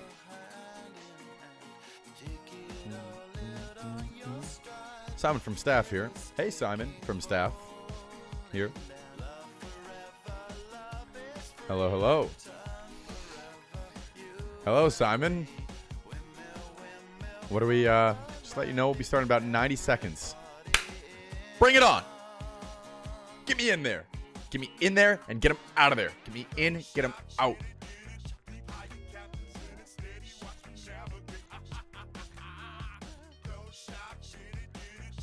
Perfect. After a fascinating first match, we are back and we are getting ready for Scissors, who we were just tuning in for, and Call Me Carson live. And, well, Nemo, Andrea, I'll start with you, Andrea. You get to go first. Tell us about your student playing in this match. All right, Scissors. So he was a pretty good student, I have to say. I only did one lesson with him. It was relatively long. He had like one other coaching session, but he was a pretty strong chess player. He's like 1200, 1300. I know the last round he choked because of like the Armageddon time control, but I have a lot of faith in him. He has a good natural instinct in chess. He was naturally pretty good at it, so I think he's ready for his comeback. He's not going to allow what happened last round again. Okay, and Nemo, on your side of things, you had a lesson with Call Me Carson, right? Yes, I did. I did have a really short one actually with Call Me Carson. I think he's got like a lot of natural talent for somebody who's done like chess twice in his life, basically. I think that he plays his openings really well, and then of course when it goes to the middle game, he gets a little bit more confused. But I do think he has a lot of good chances in this match against Scissors. And well, we'll see if Carson's been working on his chess in the meantime, because he lost both games in his first match. In Scissors, he beat Gripx, who was just very impressive against forsen. So that shows that when Scissors is playing his best chess, he's able to take out some of the top players in PogChamps. Well, I did peep into Carson's just a few minutes ago. He did say he did not practice for this at all, but I think he's just saying that just for show so that Scissors will take him easily. While we all know he put in many, many hours over his last match practicing and grinding for today. Some players do that. Other players really are people of their word. And when they say they have not been doing any chess, they mean it. And at times it shows in the chessboard. So yeah, I wanted to give him the benefit of the doubt, but we could also just be real with it. Sure. I don't want to pit my two co-commentators against each other, but what are your predictions for this match? Not that you have any bias or anything. Yeah, I can't imagine. Well, I'm going to go with Scissors. How about you, Nemo? I feel like, I've only played Fall Guys with Scissors once, and I've actually taught Carson a little bit of chess. I think I do have to go with Carson for this one. Who would have thought? I thought you just said I've taught Carlson some chess. Oh. Like their names are very close. Like, wow. Yeah. Nemo, sorry. It was a Freudian slip right there. Magnus Carson. Yeah, Magnus Carson. Well, I wonder how he feels about that, because I would call him Magnus Carson. I don't know if he'd appreciate it though. And we have E4 by Scissors, and will Call Me Carson play Sicilian? I like Carson's farm background. Yeah, that is something else. Wasn't expecting that one, have to say, for chess. Never seen chess played in a farm in the country. Well, maybe he's farming Scissors. Maybe that's the joke. It's a metaphor. Got it. Maybe, yeah. Or maybe he's just vibing to country music. Who knows? Yeah, nobody knows what he's up to. Well, let us find out what he's up to. Let's tune in his channel and hear what he is doing. Let's start off with this guy, yeah? All right, I don't hear any Oh no, it is. What does that They're mean? kind of country. Oh, Okay, let's were think right. about this. it was country music. The bishop can go this way. I don't think that's that bad. Oh, That's bad. not bad. Let's do this. It's pretty good, actually. The last Wait. in line. Yeah. Oh wow, look at this. Let's do that. Chess. Wait, he's playing his game and managing with like full-time production in the I background. don't know how he's Thank you produced for in the 21 background. months, Archer. I think he put more effort into his background than into training for this. No, he put the most effort into his dance moves. True. It's about the show production. That makes up for the chess playing here. That's true. I love He's got chess some chat. nice country music. He's literally dancing. He's trying a new vibe every time. Have to give it to him. We should have a new tournament called Chess and Dancing. Who can dance while playing chess? Yeah, the you best. get production points. and Do chess around points. here. Yeah. I wonder if knights are his favorite pieces because there are a lot of horses in his background. True. I didn't think about it that deeply. There's a lot of things going on here. I think there's a lot of takes we can get from Carson's stream, but I think at the end of the day, he's just trying to have a good time and trying to vibe to music while playing chess. I think that's the hot take here. Yeah, You ever making wonder it if you're enjoyable playing is well definitely when you good. play chess? Because I have no idea. I mean, I think my opening's kind hanging his pawn. Wait, no, opening it's not. instinct No, is it's not. We're good. Let's return back to Because the I live have this board pawn here, but it's Yeah. because already there is a big tactic available for Carson if he finds d5 because you're attacking this bishop and you want to play d4 in the next move, forking the bishop on Wow. e3 and the knight on c3. let's see if he's gonna find it. Yeah, what I was gonna say about Carson, his openings are very solid, as we saw that in last round. So I was expecting them to be top notch again, but this is more of a tactical find. And I think he needs a little more hips in his dancing, but his chess is certainly improving. Mm-hmm. I mean, I wish we could say the same for his dancing. But I don't know what's going on here. Well, his background makes up for it. Yeah, his background does make up for it. It's true. Production value at all-time high. Will he play d5 though? He That's is the thinking question. about it. Wow. Well, I hope Scissors will be able to recover from this fork. Because if he plays this, and let's say the bishop moves, the whole point is that the pawn goes forward and it hits the bishop on e3 and the knight on c3 with a fork winning a minor piece for just one pawn. Yes, And he played Scissors it. is not expecting that. He played it. So I'm just sitting here like, I don't know if he's gonna see it. I don't want to say anything, but he played it. I'm so happy right now. That's a good find. It's a very good move. Oh my gosh, he played it, and there's nothing that Sis can do to avoid losing a piece here. If Carson is intending to push that pawn forward. Actually, Magnus Carlsen. Magnus Carson. It's always devastating, like losing a piece so early in the game. Mhm. Obviously, we don't want to experience a forsen again. So I really hope that Sis will keep his head up after this and fight like Forsen did. But Carson probably also is more likely to blunder than Gripex was. I would imagine that is true. But why don't we listen to Sis and hear what his thoughts are, because he may be going down a piece soon. Yes. Yeah. This is. I could All right, do we this got a now. different vibe. What's her name again? Right. What's this artist's name? Cascada. Cascada. Yeah, there you go. Cascada. It was all the tip of my tongue. Okay, we got a Yeah. different vibe. Country versus Cascada. Who's gonna win? Personally, I prefer EDM significantly over, over country music. But hey, I think I look, still want to go here. whatever works for and then them. here. And Sis, as per usual, bopping his head and Let's do this. Wait. Ooh. This. Does he? Wait. He Actually, didn't I do don't the know if I wanna fork. get that aggressive. neither player sees the fork. I don't think it's the Oh my biggest deal in goodness. the world. We were not expecting but- that one. Oh. We thought both Push, of them were gonna see take. it, but we were wrong. Maybe. Oh, he's Carson. Wait, what if supporting he it. pushes? Honestly, I just want That's to sit not here and good. listen to music. Oh my to God. be honest. Like, Yeah, it's- just That's have not a good. jam sesh. I need to push that pawn. I feel it, the vibe. You know? Oh, that's not good. These are now spots. I need to to go. fork. Don't know Now who it's just a Carson question of Carson. Carson. I Take. keep saying Carlson, I swear.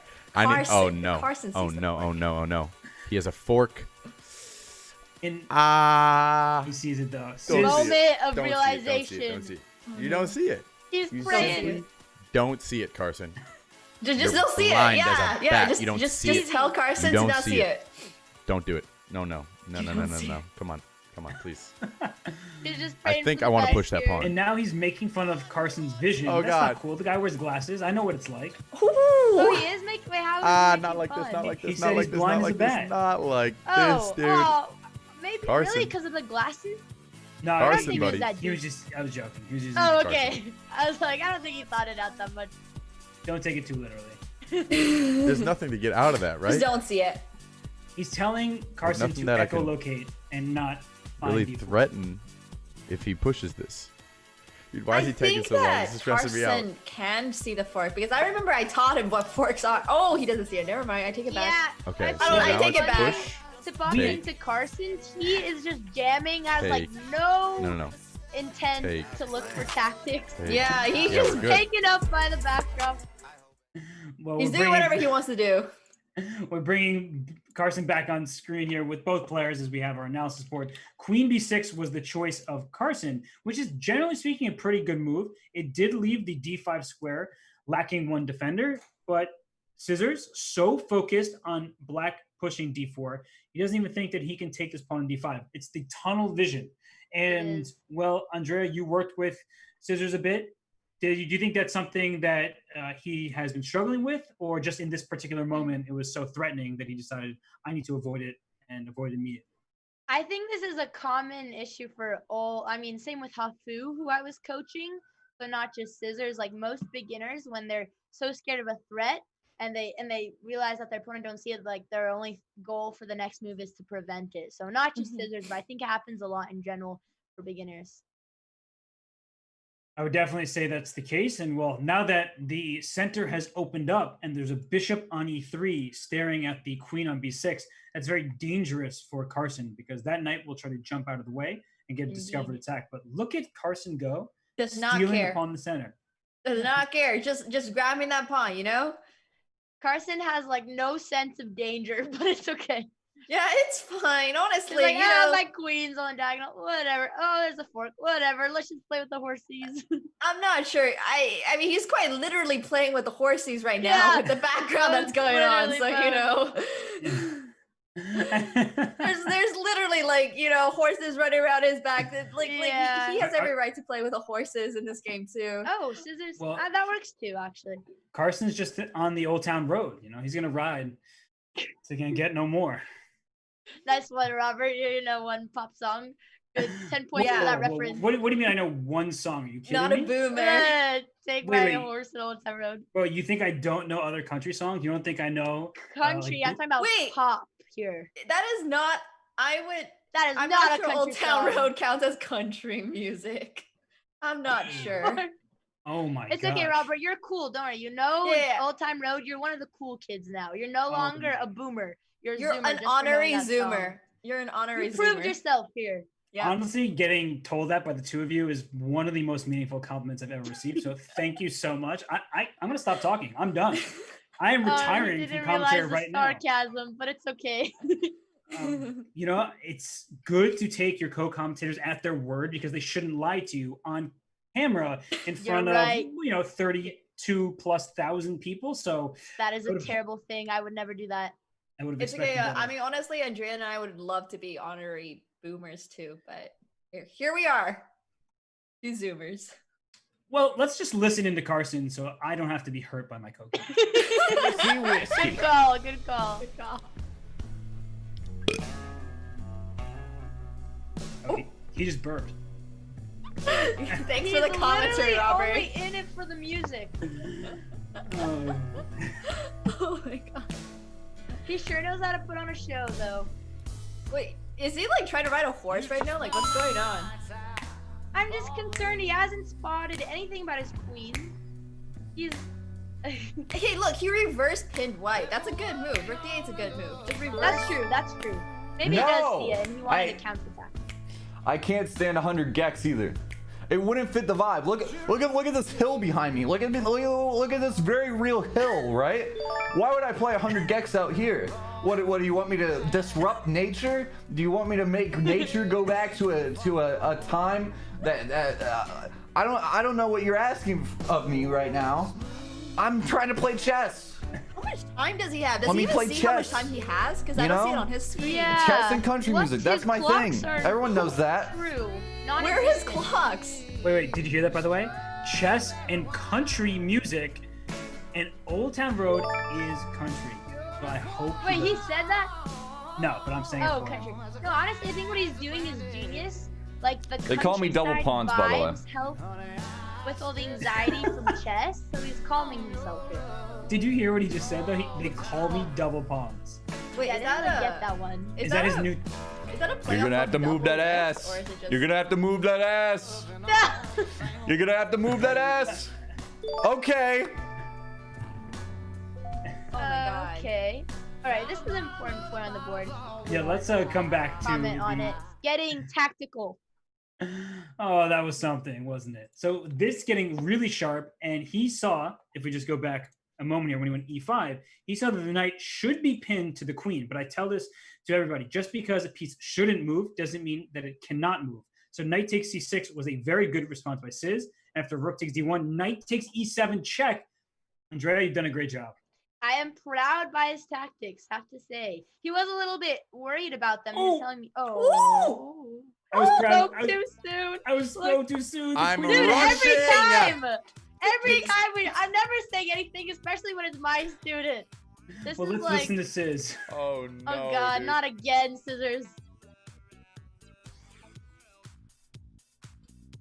It's okay. It's still winnable.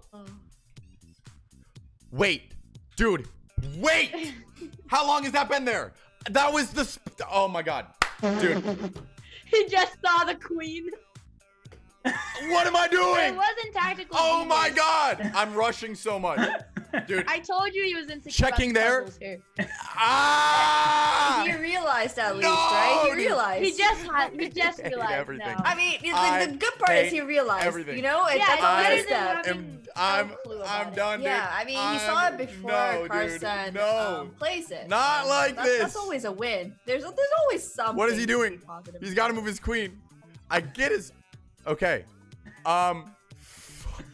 He- Okay. Good thing he could have taken F1 check. Everyone calm so down. At least we get a rook. Stay calm. Let's go back to the analysis board to Oh show my God. what you're saying there. Is a very good point. That instead of moving the queen first, just like Scissors took a bishop on e7 with check before, because then the king had to move. Here, after knight takes 8, rook takes f1 would have been check, so you had to react to that, and then the queen could have moved from the b6 square. Instead, Carson did not play rook takes rook and went queen takes b2, and here Scissors can steal the rook on d1. Scissors actually has a wonderful tactic here that would save his knight and corner the king, but I don't know if you'll see it with bishop c5, king g8, knight check, and then taking the rook on d1. He'd have a lot of counterplay. I mean, that is honestly a winning position for white. He's got so much. He's up basically a whole rook here. So, Carson definitely did not play the best move with queen takes b2, but he didn't consider it. Yeah, we gotta work on those puzzles. I'm gonna make him grind some puzzle rush after this. it's not a bad position still. What? He is What? running mate though. Wait, Wait. whoa, whoa. Please see the checkmate. Come on, Scissors. Prove yourself to us. You failed us a few times, but it's not too late. Will he find checkmate in one He move? will. Are you sure? We should peek into his stream maybe. I'm very curious. I can't. Everybody stay calm. Come on, Everything's Sis. fine. Do I move this back? I feel like there's something I can do here. No. Check. Not that one. He sees Oh, it. he sees Go it. here. He's gonna do it. He's gonna do it. Oh. I feel like there's something better I can do. Oh. Do I go there and protect maybe? Oh my god, my heart. Ace, my hey, heart. stop. Oh, No. he doesn't realize the knight I'm is so defending mad his at myself, dude. I had his queen. You might It was still all see fine, it. He's dude. mad. He's Now still it's all falling devastated apart. that he can't see the win. He also thinks that he's not I feel like doing there's that something well. better I'm because not he's seeing. not shooting. Exactly. He thinks he's still I losing go here. because of that blunder. but I feel like there's something All better. right, you have to play every single move. I feel like there was something Oh, better. no! I really feel like there was something better. I'm so upset. He really said, I really feel like there was something. He's killing me. Well, he just bounced from his seat, and you two almost bounced out of your chairs as well because he missed a checkmate in one move. He still has a rook and 3 minor pieces for a queen. That is too much material, right? 3 minor pieces for a queen. That's already quite good compensation, but with the extra rook as well, he still should get this, right? But I think we absolutely must. We simply must tune into Carson right now because he's dancing, and I have no idea why. I don't think he even saw himself getting checkmated. Yeah, I don't think he knew he was doomed. I'm sorry, Hallie.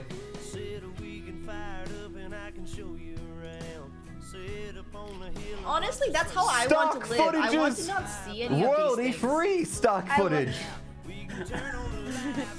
I love how they're both absolutely clueless of like the fact that the game was Big just green over. tractor. Yeah, they're just vibing. They're in their own we zone. can go faster.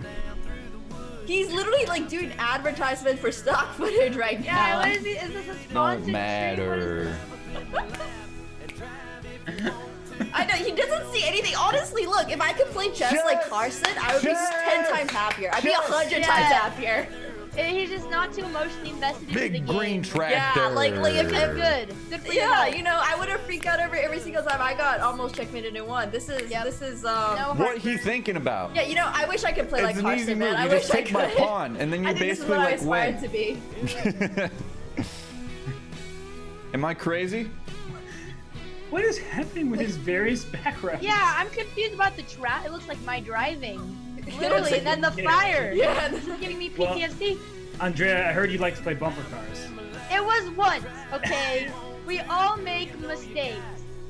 One small crash, we Oh, stole 3 chess. cars, and all of a sudden everyone says you're a bad driver. Yeah. Forever. No one wants to get in the car with you. It's not fair. I mean, if you crash deserve 3 that bumper judgment. cars in one go, I feel like No.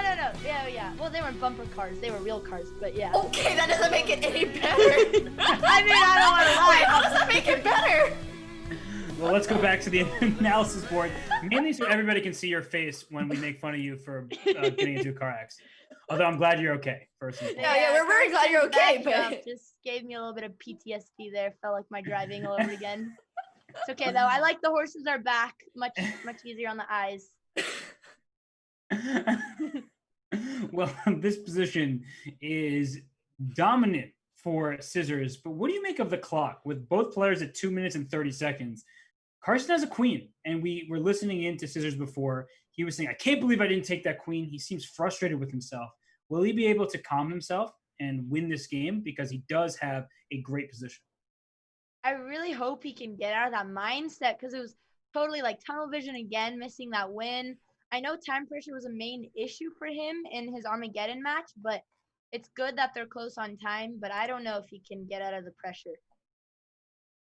yeah, I think this is like one of those games where I'm too scared to say anything at this point. Yeah. After what just happened the last 2 moves, both players are, you know, they are vibing, yo. But- like they are having the time of their life, but you know, we're They played here a like a good little move, though. stressed. Yeah. He's playing very well though, so maybe I was wrong. Maybe he is going to Nemo. overcome it. Nemo, there's no reason to be too scared. You're not in a car with Andreas. So we're That's good. true. We're good. We're We good. can't accidentally have a 3-way Until- car crash. It's Until true. I visit and I take all 2 of you to ice cream and you guys see what a good driver I am.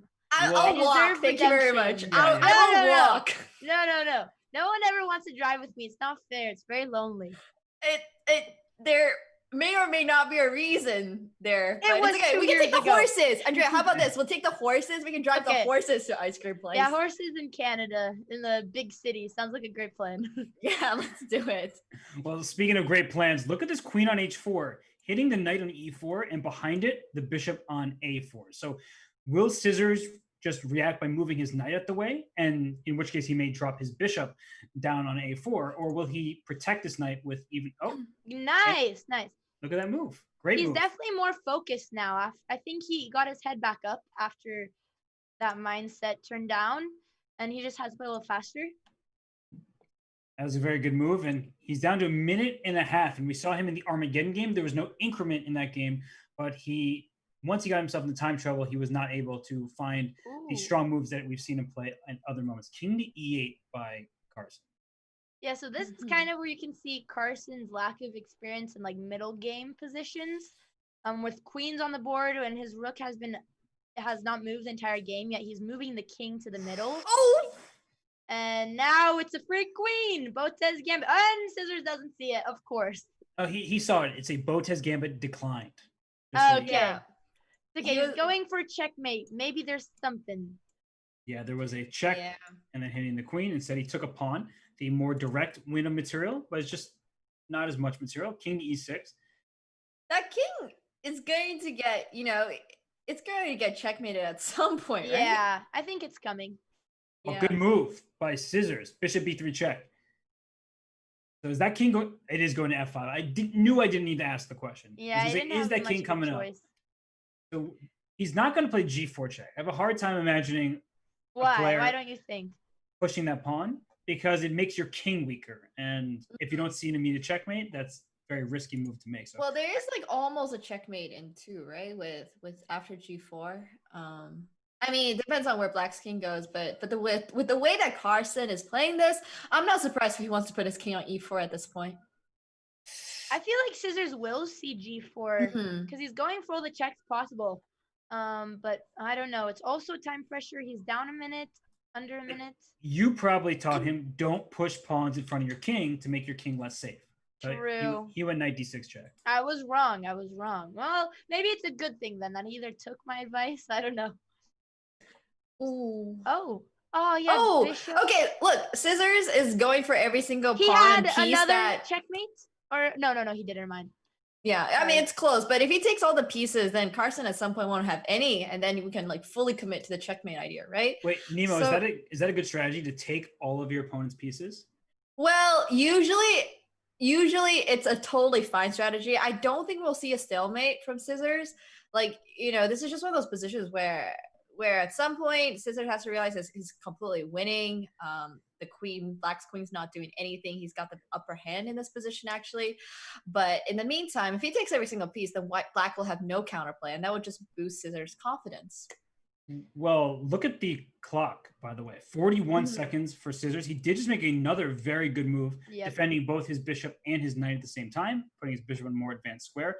And Carson, he's playing chess like he dances, going from side to side. He went from b4 back to h4. So I think it's a good decision by him. Oh, okay. That one wasn't so Scissors, good, so that one. Scissors, I think, is winning this game. Yeah. Yeah. Okay. Yeah, once again, I think Carson's strength, what I said at the beginning, ended up showing again. He's very good in the opening. Well, now we see the Botez Gambit accepted. Yeah, second time's the charm. Yeah. Or third. Is he trying to win on time? I mean, yeah, it's pretty much the third at this point. It's all right. Well, let's listen to Scissors here. We have him up on screen. Everything's fine, dude.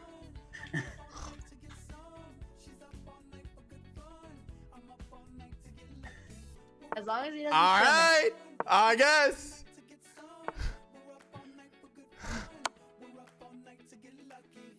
Look at how many pieces he has. Okay. Too many. Yeah, I believe in Scissors. But he hasn't found checkmate yet. Yeah, checkmate in one there with bishop to d2, so rook f2, but it's okay. All right. Everybody calm down. I have a mate. To the speed, which isn't but let's necessary. just. Oh, he knows. Let's just calm down first. I just news don't know the quickest that, way of getting mate here. Carson has 2 pawns, so all there right, won't be any everybody just stalemate. stay calm. Yeah, yeah. Be okay. Good point out. Just get our rooks in the same. He's going for the roller checkmate, maybe. Oh, Carson is What? lying. Okay. Is that Wait, allowed? dude, what? Are they allowed to Did he resign in just panic? PogChamps? I'm so confused. Honestly, I always tell people to never resign. Yeah. But except you say you teach people to never resign, but didn't you teach? She forgot that one. Maybe I didn't teach Carson for long enough. Maybe I need to teach him a little more if he's down, if he's willing. Yeah, Clearly. I think another lesson is a good idea, Nima. Clearly Yeah, I've only taught him for 30 minutes, so sorry guys, it's all my fault. I take the full responsibility as his coach. Your lesson plan did not include the important video that was XQC Fusli from PogChamps consolation bracket. Because if I'm not mistaken, there was a stalemate in that game. and it's always possible. Yeah. Dreams do come true. Oof.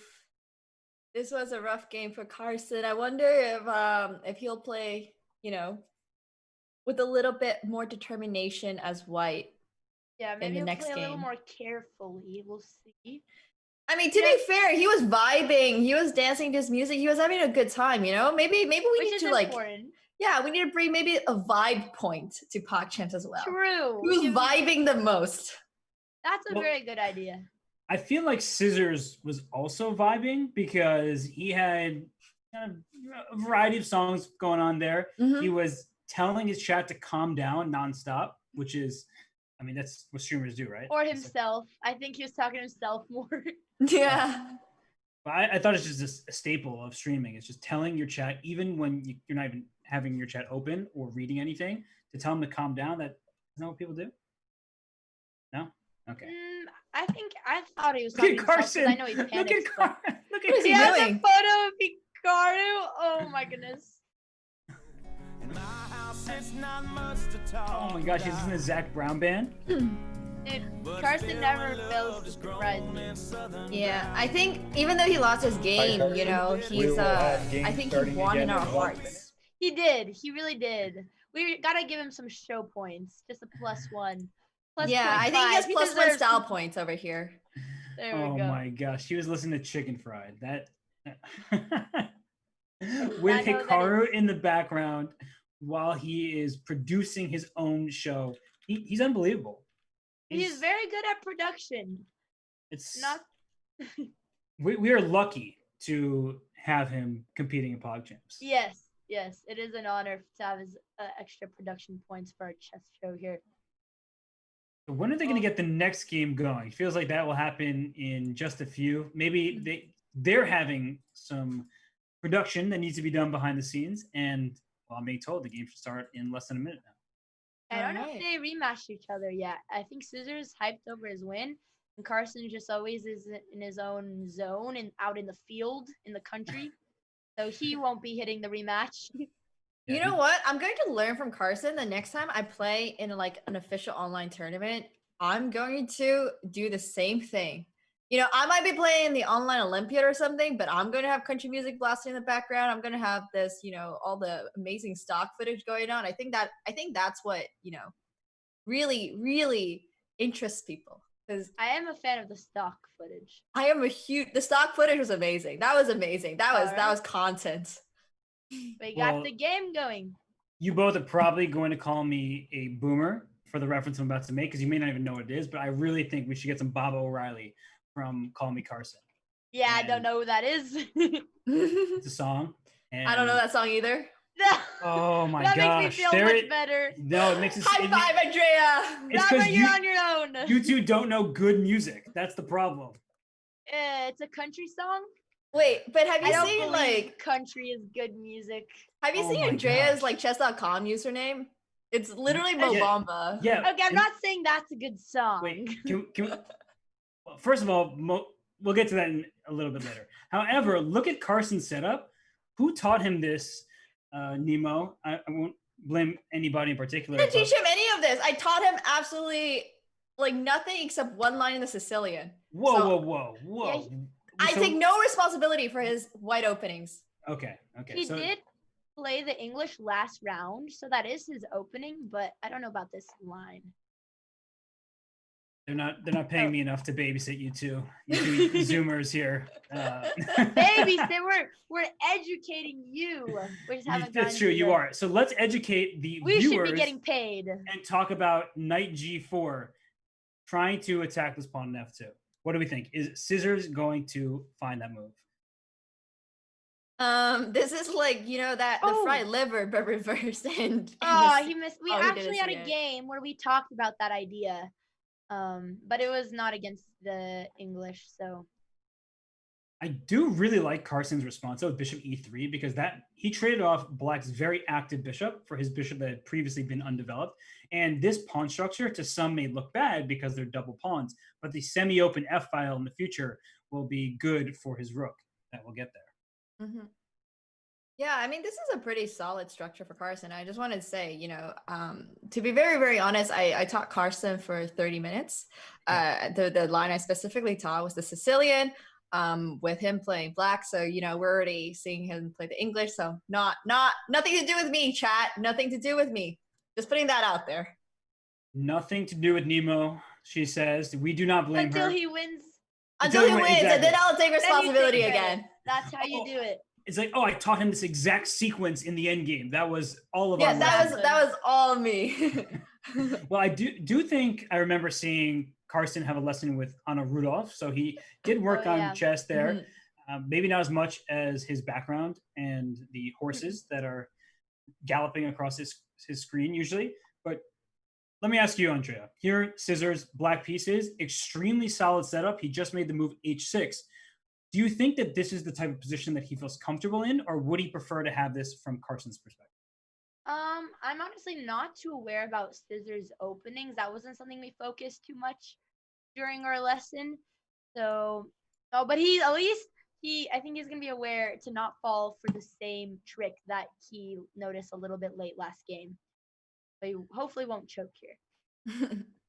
And, well, here it's coming if Sizz doesn't move out the way, but that's a good move by Carson. I really like the way he's been playing. So why don't we tune in with scissors? Oh, well, he missed it. Let's. Oh no, another fork. Is he gonna see this one? It's the same exact. And he missed it again. I can't handle it anymore. I can't. It's the same fork. It's the same fork, and he didn't see it. Well, honestly, I don't think Carson ever realized he missed it in the first game. Only That's scissors true. did. But scissors should have prevented it second time. I literally think that is.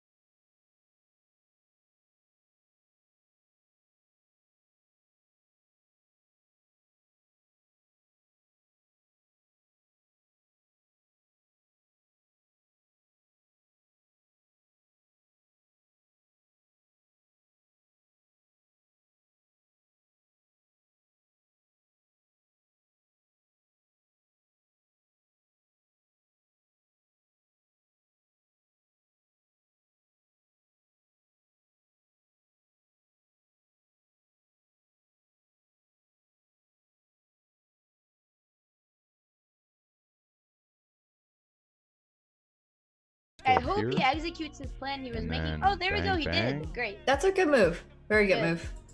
Good. So let's return to the analysis board just to show why. He's pretty quiet. I thought he would have been more enthusiastic and lively, but we'll probably see that when the game is a little bit clearer. But he went knight to g4, and his rook was on d8, or is on d8, pinning this bishop on d3. So he could have taken advantage of that by either piling up pressure on the pinned piece with knight to b4, just going after it, or taking a pawn on c4, because after bishop takes c4, you can't take back. Otherwise, you lose your queen on d1. So, yeah, even the e4 pawn as well, right? that's right. And so knight g4, h. Well, this worked out even better for him. Ooh. Yeah, Carson might need a little bit of tactic training I here. think tactics would help him so much because otherwise, his instincts at the beginning are good. Yeah. Scissors is playing really, really well. Very, very well. Yeah, it doesn't mean he won't fall for tactics later, though. Mm-hmm. Can still be Carson's game. And we saw that happen in Grip X versus Forsen when you have the rooks but may not have the open files for your rooks. Sometimes you make a pawn move that you end up regretting. Here, that's not quite the same because the rook on d8 is already very happily placed here. So I do think that Scissors is in a great position here and will be able to convert this. I do want to point out that Scissors is actually double Carson's rating, so true. It's a pretty rough match for Carson here. It is a hard matchup. Somehow, I think Carson doesn't really take rating into account when he's playing. Maybe I'm wrong, but I feel like he doesn't take a lot of things I don't into think he even account. looked at the ratings. He doesn't even have He clocks. doesn't even have clocks on, right? He I don't doesn't think even, he we can't even see his knows, yeah. clocks. I have a feeling it doesn't, take much into account, except for just the board and the backdrop. Well, let's tune into Carson to hear what he's thinking. This song sounds and like he's Marshmallow. making plenty of facial expressions. No clock. This is the literal reverse of Yep Clock. There's no clock to be seen on the screen. I know, I hope. I love how we went down viewers when I turned that on.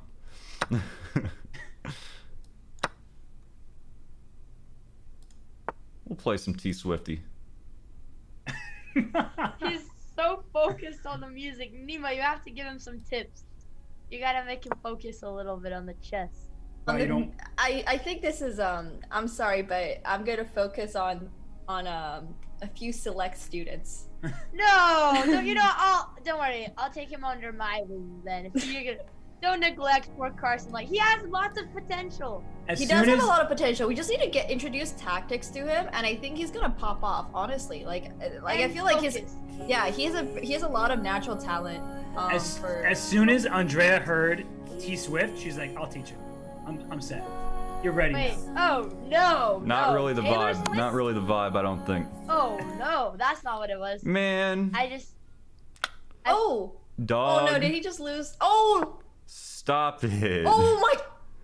Stop. Yeah, he really needs some tactics. Yeah, I think I'm gonna message him after. If he wants to do a tactics training session just for tactics, 2 hours for tactics. We sit there. We do only tactics. Shit. The thing is, video game soundtracks. What he's saying, let's go back to the analysis board. What he's saying makes it sound like he might be upset, but then I look at him and he doesn't look particularly upset. So, Yeah, I don't think he lets it get to him. I mean, he's just putting on baseball caps that say "Let's collab." Yeah, you can tell where his priorities are at, which everyone, there's nothing wrong with that, but just gotta push him into some tactic grinding. Hey, look, he still wins the points for vibes. I'm just gonna play that card. I'm just gonna play that card here. His cap is now on backwards, so he is really feeling it. He's getting into the entertainment side of things here. And rook d1 gives up the rook 2. Oh god, I can't watch it. He's still singing. Like, it doesn't even affect him when the rook disappears. Nope. It's amazing how Scissors has had the same amount of material advantage in both games. Exactly the same amount of material advantage. Wait, that's a good call. Yeah. Yeah. Too much. Let's put it that way. Yeah, definitely. Is there stalemate possibilities if somehow, Scissors starts taking too much? Imagine if that king goes to e8. It's literally swapping. Like, that's my only goal for this game now. The position is a little bit over, so I just want that king getting to e8. That's my dream for this position. That's quite a journey. And the problem for the stalemate try is that there's a pawn on b2. You can always move that, bro. Yeah. It looks like this king goes to g6 now. It's sort of running out of squares in the near future. Like a bishop g4. Yeah. Right? That would be a stalemate, except for the fact that there's a pawn on b2. Carson's still dancing. He's vibing out. I have to say props to him to not letting him let losing a game affect his mentality. It's a good skill to have. Although sometimes you probably want a loss to affect your mentality so that you feel energized to work on things. It's good to have a sense of danger, not too extreme that you don't. Okay, there's still made opportunities now. You're right. So how do you make that happen, though? You hope your opponent, I don't know, puts his queen on g3. Okay, well that's not gonna happen. A queen, checkmate in one. g2, yeah. I Scissors will see it. Yeah, there's no way white gets stalemated here. Okay, he's going for the classic roller mate again. Queen f3 would be stalemate. Yeah, I mean, we just have to get creative, honestly. But we'll go here. Let's listen to Scissors as he goes for checkmate. Wait. All right. Am I dumb? He's solid. And then here. Wait. Okay. Well, that works too. Oh, All right. that was beautiful. GG's. Don't know what that end game was. I think he just gave up. But GG's. None of us knew. I feel like he has decent openings and starts. And then he just kind of... Exactly. He does get decent starts at the opening, but as Scissor said, I think he just gave up and gave me all his pieces. Well, Yeah. Well, Andrea, your student wins 2-0 over Nemo's student here. Yeah, I can't be too proud of the win because I didn't feel like it was a huge fight. So I really want Carson to improve a little bit in tactics, but of course I am happy for Scissors. Yeah, it was Carson tried his best. He didn't have a lot of training, so there's not much I can say about it. But hopefully he'll get some more training from either me or Anna. Yeah, no, for sure. And of course, I'm just messing around. Nemo had one quick session with Carson. He's extremely busy. I tried to schedule some with him too. So in fact, I let him down. I'm going to be honest. I also let him down. So. Oh no. Yeah, I'm just letting everybody know. He's busy preparing his backdrops, working on his production. Yeah, the production, you know, if there was another sort of criteria to PogChamps, I would say Carson might have won on the production quality today. I agree. And speaking of production, we are going to bring the players into a call for an interview. That means we will take a short break. And when we return, we will have Scissors and Call Me Carson live on stream. Stay tuned, everybody.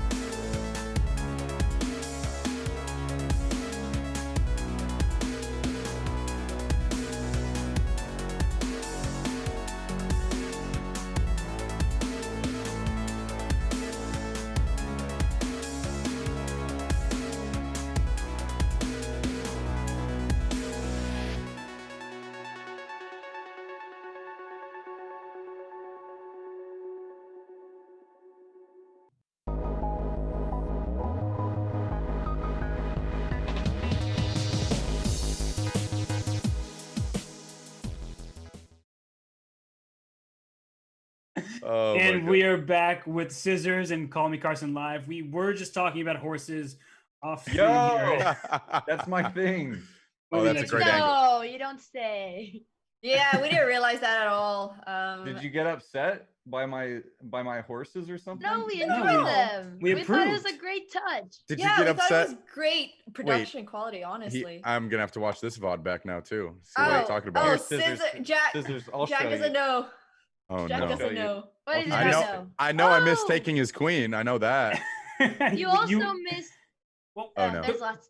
don't throw all the bad things in at once. Oh no. Oh There's no. a lot of things you miss. There's a lot of things you miss. no. Yeah, Mostly we to can do have a with the talk. background.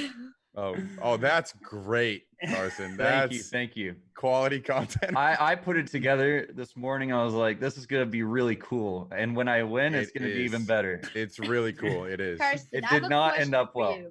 Yeah. Okay. When you chose where you want to manage your time, you said, okay, practicing for my game or moving horses in the back of my stream. Like, how did you make that decision? I came to be entertained. I didn't come. I mean, like I came to Okay, have a good respect. time. You know, I did Not not a long expect. time. I did not expect coming into this competition to win. Hoff here is for a putting in, good like, time, not a 8 long hours a time. day. You know, Wait. But Carson, how did you not play Old Town Road while you got your horses in the back? that's overdone. That's overdone. I No. way prefer like sexy green tractor or whatever it was. Big green tractor. My big green tractor. Big oh green yeah. tractor. Well, there was another one about she thinks my tractor's sexy. That's a good one. Yeah. Oh yeah. Ooh. Quality. Well, for both of you, just one quick thing on the chessboard. In both games, in Scissors, the first game you actually saw that it was the possible. fork. In The this fork. one too, pushing this pawn up Fork.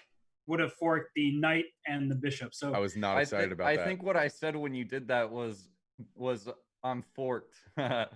Get it? no, Good no. one, They're, good one. they're talking about when you could have forked me. yeah, you could have done it. Oh, Yeah, Carson, you had quite a few winning tactics. Yeah, you had forks in both games. oh. Yeah, well, Yeah. speaking of scissors, the second time I was expecting you to defend against it, as your coach very upset. I don't know what you're talking about. It was all part of the plan. Part of the winning plan. Of course, of course. All right, I honestly didn't see the second time. got it. Third time's a charm. Yeah, we just have to get that third game in. Yeah, that was. Oh no, Armageddon. I'm good on all that. Oh. As last time, that was rough. Well, Yeah. Carson, I've lost every match. Yeah. Well, on your end of things, right? You in the first time around against Forsen, that was a really tough opponent for you, and didn't get any easier with Scissors today. But what do you think you've taken away? What have you learned as you've gotten a little bit more experience under your belt?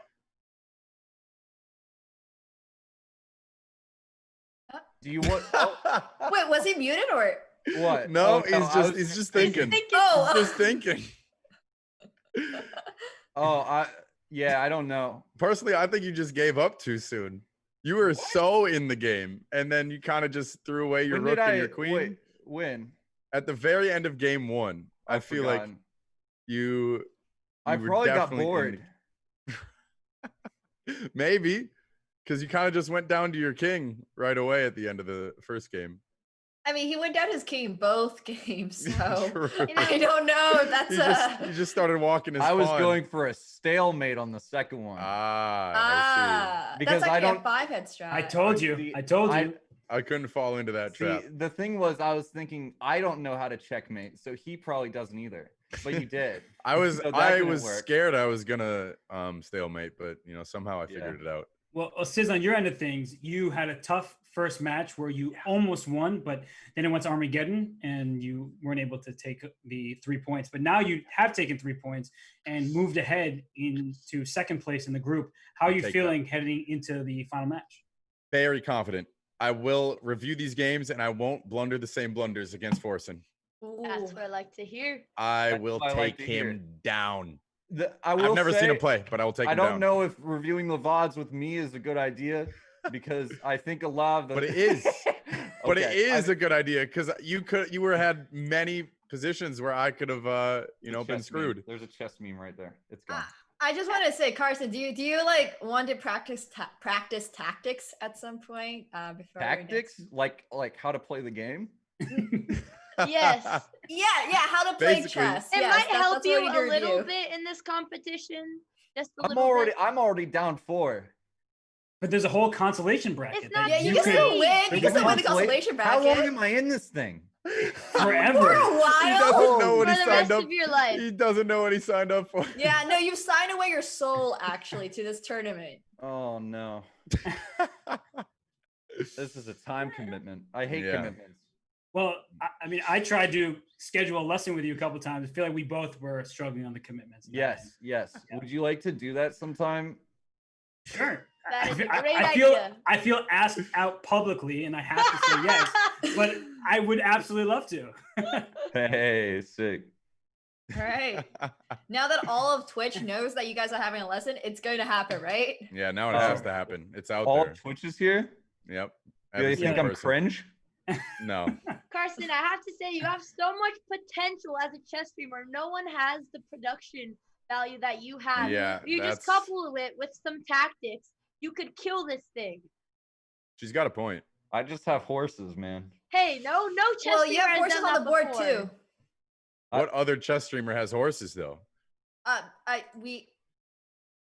Is that a chess joke or is that like a genuine question? It's a kind of genuine thing? question, but I guess you could throw in the joke there too. All right. Did you see? Oh well, that was a very fun match between you two. I had a good time. We had a good time tuning into both your streams. Yes, Carson, your production value was awesome. Enjoy Thank the you. horses that are still galloping behind you. I'll So- try and put something together. Chess! Yes! I'll try and put something together for next time. All right. What can we expect Or to see some next time? tactics. I'm not tactics. Oh, I'm not- look! Everyone's here for Carson's production quality. I'm Obviously, not gonna not spoil the anything. tactics. He wants the I'll say element of this, they surprise. call me constellation bracket that I just found out about. All right, I'm gonna win the whole constellation bracket. Late tournament run. Crazy. Yep. Yes, I believe. Yes. I believe. I've learned a thing or two from Ludwig. I'm throwing for content. Okay. Oh. I get to the lower bracket and then I have a clean sweep all the way through once I start practicing. It's And gonna then right. you blow everybody's minds as you make the Better see run it to the happen. first place. Wait, but do you remember that Ludwig lost in the I don't care. constellation bracket? Okay. I don't care. Oh. We Okay. will Yeah, he ignore now that has a part. hey. He may have lost, but now who's commentating on the chess.com stream? It's true. It's Ludwig. That's You true. did I could bring my win horses in the end. on a greater scale. We'll have I'm- double the horses. We'll have horses on the board and off the board. Buy my merch September 5th. Oh. All right. All right. Okay. Well, on maybe, that note, Great on attitude, that Carson. we It was appreciate nice talking both to you of guys. GG's. joining us. GG's. Scissors, GG's. congrats on the Thank wins, you. and we look forward to seeing your next matches, both of you. Thank you. Yep. I look forward to it too. Buy his merch on September 5th. Okay. All right. Hey, Got it, that's what I Chad. said. Well, we do have another huge match coming up. We have David Pacman taking on XQC. Starting in just a few minutes, we will take a quick break. And when we return, we will have the final match of the day in Group B of this PogChamp. So David Pacman, XQC, coming up next on the Chess.com PogChamps.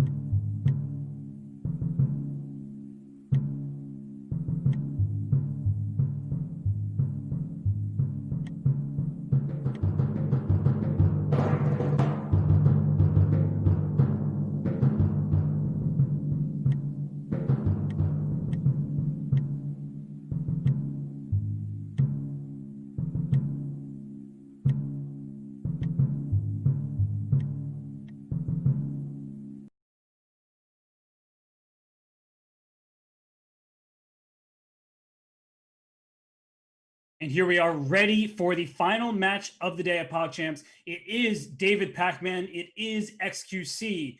And Andrea, Nemo, it's David Pac-Man, the kind of humble, soft-spoken gentleman at all times, it feels like. You know, very, how do you say?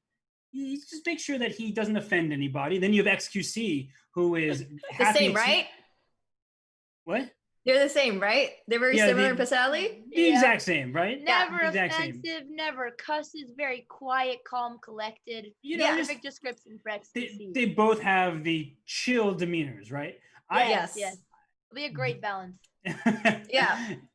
And, well, what do we think in this matchup where I believe XQC has improved perhaps more than anybody that we've seen in a short span of time? Well, it's not that short a span, but from PogChamps 1 to PogChamps 2, I've been impressed at least how XQC played in the opening match against Easy with Aces.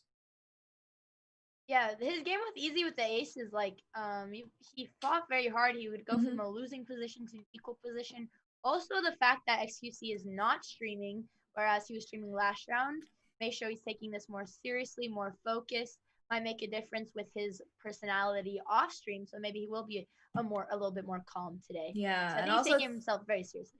Yeah, and also it's important to note that last time he played against Easy with Aces, I think he was like 20 hours into stream or something. So today it looks more like he just woke up, which is the exact reverse of what happened last time. We'll see how this goes for him. You know, is it better to be, you know, just waking up or have streamed 20 hours? Which one is better? You know, this is a test. Well, look at David Pac-Man here playing C3, going for the Ponziani. Who has been teaching David this? Because this is not a typical move that you learn earlier in your chess career. I don't think my sister taught him that either. Well, she did do some lessons with him. Okay. Yeah, I have not interacted with either of these participants, so I don't know. But this opening is really interesting. I believe Ludwig actually plays this as white too. Yeah, it can be very dangerous for black, especially because when you're not so experienced, you're not used to it. And the point is that you're trying to build up a very strong center. And now there's a stare down of pawns, and that's why XQC played D6 to defend his pawn. He reacted. But Nemo, Andrea, this pawn E4 could have been captured at some point, but there are risks to doing that as well. And so he decides to play calmly. Yeah, I like this. It's really, really nice to see XQC taking this game very, very seriously. He's calm, he's collected, he's playing solid chess. This is really good. Yeah, I like his safe play, but it is a little bit too passive because now his knight doesn't have good squares. If he goes to E7, he's blocking his dark squared bishop, although he can fianchetto. So we'll see how he chooses to develop. Where do we think he's going to go? I think he's going to... Hopefully not B8. Or even A5 would not be good because the knight A5 is B4 traps this knight on the side of the board. I mean, E7. Oh, sorry, Nemo, you go. No. I was just gonna say knight E7 is not that bad because you can reroute your knight to G6, and you know the knight can go to F4 later. He plays it. Yeah, I like knight E7 a lot. Yeah, and he's actually in a very solid position, especially without the pawn tension. So because pawns can't capture each other, in some ways there's less to think about in the early going, and so there's perhaps less reason to get yourself in time trouble. If he can find a good plan for developing his bishop, I think he'll be solid. Oh, there. Well, he has options, right? Knight to G6, as you mentioned. You can also play pawn to G6 and frappuccino the bishop out to G7. Frappuccino the bishop, and then go for a knight H5 and F5. Those are ideas I see a lot in these kind of games. But you know, however XQC. Okay. Oh, C6 is a really good move too. Just attack and center straight away. And I'm not surprised he played that because the lack of space was undoubtedly bothering him. He played C6 to chisel at white center, and David Pac-Man can push his pawn up to C4 to bring in the reinforcements. And that way, once the C pawn takes on D5, he can return the favor with his C pawn and have a very strong and more advanced pawn chain on D5 and E4. Yeah, well, this is I wonder how David will react here. Probably the worst thing that white could do is take on C6 and give XQC. Oh, C4, a great move. Both players playing pretty well. Yeah. Solid openings. I feel like the more PogChamps that I watch and commentate on, the more likely it is for me to get in their heads and consider the moves that they are. I'm not sure that's necessarily the best for your chess, Robert. What do you Only mean? during the show. So far, 7 moves in, they're playing great chess. That is true. That is very, very true. This has been, grandmaster level play so far. Honestly. Oh, Yeah, what do you C5, mean? Are you okay. saying you don't wish you played like Carson all day, every chess game? Yeah, you're right. You're right, Andrea. 100% correct. I actually really wish, I could play as well as XUC and David. And David castles, and he does so quickly. He has over 9 minutes. XUC just dropped below 8, and the position is a bit harder to play for XQC because he hasn't castled. So he'll need to figure out a way, and he plays bishop g4. Do you think he's going to try to castle queenside? That might be interesting, actually. It's not the worst, because especially since it's a little bit difficult for him to develop on the king side right now. Castling queenside could be okay, but I don't know how aggressive of a player David is, because those kind of positions can get really tactical really soon if David decides to open up the position on the queen side after XQC castles there. I have to say, XQC is playing some very original ideas. I think his queenside castle would be interesting to see, as long as he doesn't neglect his bishop on f8 for the rest of the game. But queen b6 is a pretty decent square, putting pressure on b2. Yeah. And look at this move, bishop g5. It's what players in PogChamps love to do themselves and fear when their opponent does to them. The bishops pinning knights to queens. It's not fun to deal with, because I don't believe they're typically sure. Do I play h3 or do I play h6? When do I push these pawns to challenge the bishop? And when can my opponent just capture my knight? So it's a lot to figure out, and different positions require different precision and different moves. But what do you think, Nemo here? How is XQC going to react to this bishop coming to g5? Honestly, I feel like one of the most natural moves people play when the bishop goes to g5 is to play h6. And you just give that bishop a kick, and most of the time people tend to take on f6. Even if the bishop goes back to h4, they'll probably play something like g5. Very, very common ideas, especially, I'm not 100% sure where black decides is going to castle. Oh, knight g6, also a really good move. Not even letting his knight, not even letting white play bishop takes f6 and letting your g pawn get doubled. Knight g6 is awesome. This is good stuff. Yeah, XQC is playing very well now. He can finally develop his dark squared bishop. And maybe we were wrong about his plans to queenside castle.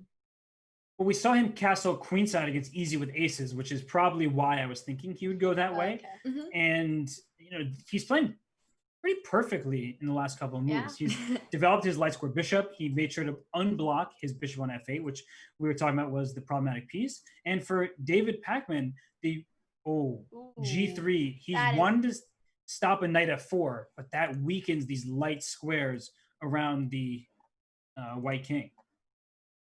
Yeah, the one thing I'm afraid for David is that he last time I think we saw him crumble a little bit under the pressure. So I wonder if this time, he's not streaming. He's just really focusing on his chess game. Yeah, he seems pretty determined. Both players actually seem really determined. They're peering at their screen very, very intensely and closely, and they both did the same hand thing too. Yeah, I am glad that they're very focused, because we're seeing some very quality play. Although g3 was not the best move. Wait, are they in the same Zoom call with each other, or are they just copying each other's hand motions perfectly? I don't think they're looking at each other. They're becoming true chess players, because we know very well when you play in tournaments over the board, people are like, That's so true. Yeah, right? they do the hand my thing. My hands are here always. It's just comfortable to think. There's also the classic starfish look where you're like this. Yeah, there's many. Yeah, there's a lot of classic chess, yeah. But they're both really focused. They could literally be mirror images of each other right now with the way they're looking so closely at their screen. Of course, this is not over the board chess, but still very, very intense gameplay here from both sides. And a very good move by XQC, kicking the bishop from g5. So if David were to take on f6, in comes the queen to f6, piling up pressure on this pin knight on f3. It's not the end of the world for David. He can drop his bishop back to block the pin, but XQC is trying to finish his development castle and say that his position is perfectly sound. Yeah, XQC has been playing like a pro, I have to say. I mean, he is a pro gamer, right? He is. Oh, and the stretch comes through, and it's getting serious. It's getting serious. You know what that stretch means. All right, David makes the best decision. He sees queen f6 threat. So he retreats the bishop to d2, and the benefit of having it here is perhaps if x2c wants to castle queenside, Nemo was saying that you'd open up that side of the board for white's pieces to attack. There is a b4 opportunity now with the bishop on d2. Yeah. XQC, I'm a little bit worried about his time situation though. Like he's already down to 5 minutes almost. It's very early in the game, so he does need to pick up the pace, which was also a common issue in his games against Finton, easy with the aces. Yeah, it's something that's really difficult, I feel like, for beginners is to play close positions, because at some point you run out of like useful moves to play, right? And then you got to start coming up with a plan. How do you open the board? Where do you put your pieces? And that's the part where people make mistakes because they get impatient, or they just start making random moves. So this is going to be really interesting because it's a close position for both sides. It's not like it's just one side that's struggling a little bit, but black has a little bit less space here. So I'm just a little bit concerned, and also running a little lower on time. Yeah, and he plays a6, which is perhaps aiming for b5, but b5 wouldn't be a good move anytime soon with the bishop on d3 and the pawn on c4 teaming up on this b5 square. And I will add that, and I use this term often, I say the side with the pawn breaks is often the side with the advantage. And I think that's especially true with newer players because they want to open the position up. And actually, bishop e2 allows knight takes e4. That is a pawn that can. And b5 immediately. He has tunnel vision on that plan. I knew that he was going for b5 as soon as he played a6, right? That sort of became apparent. And 2 pieces for white staring right at the b5 square. Yeah, he's neglecting. What is queen e1 for? The threat, or what he thought was the threat of this bishop pinning the knight, is probably why he went queen e1. Even though he blocked the pin on the previous move with bishop to e2, the queen does help the bishop potentially get to a5, but I'm worried about bishop h3 trapping this rook on f1. I mean, that is not to mention that the pawn on e4 is actually still hanging, and the pawn on c4 is also hanging, because if you play b takes c4, bishop takes c4, you have bishop takes f3, and they're both stuck in their own plan. Yeah, none of the moves have been played. Both sides have their own plan going here. Queen b6 is being played by XQC, which at least defends the b pawn, so white no longer has that option. And knight c3, very good move. One important question for beginners is saying, okay, what did my opponent's last move change? And it seems like they're just so focused on their own moves, they're not noticing what their opponent's plan is. Yeah, although I will say that queen b6 was clearly a reaction to... XQC! Solid. He sees it. The rook is trapped, and we'll see if David Pacman is worried. He's losing that rook for the bishop no matter what. There's nothing that he can do about it. So instead of worrying about that square, he can focus his attention on the queen side, where this pawn on b5 is attacked by too many of white's pieces. This is some good stuff.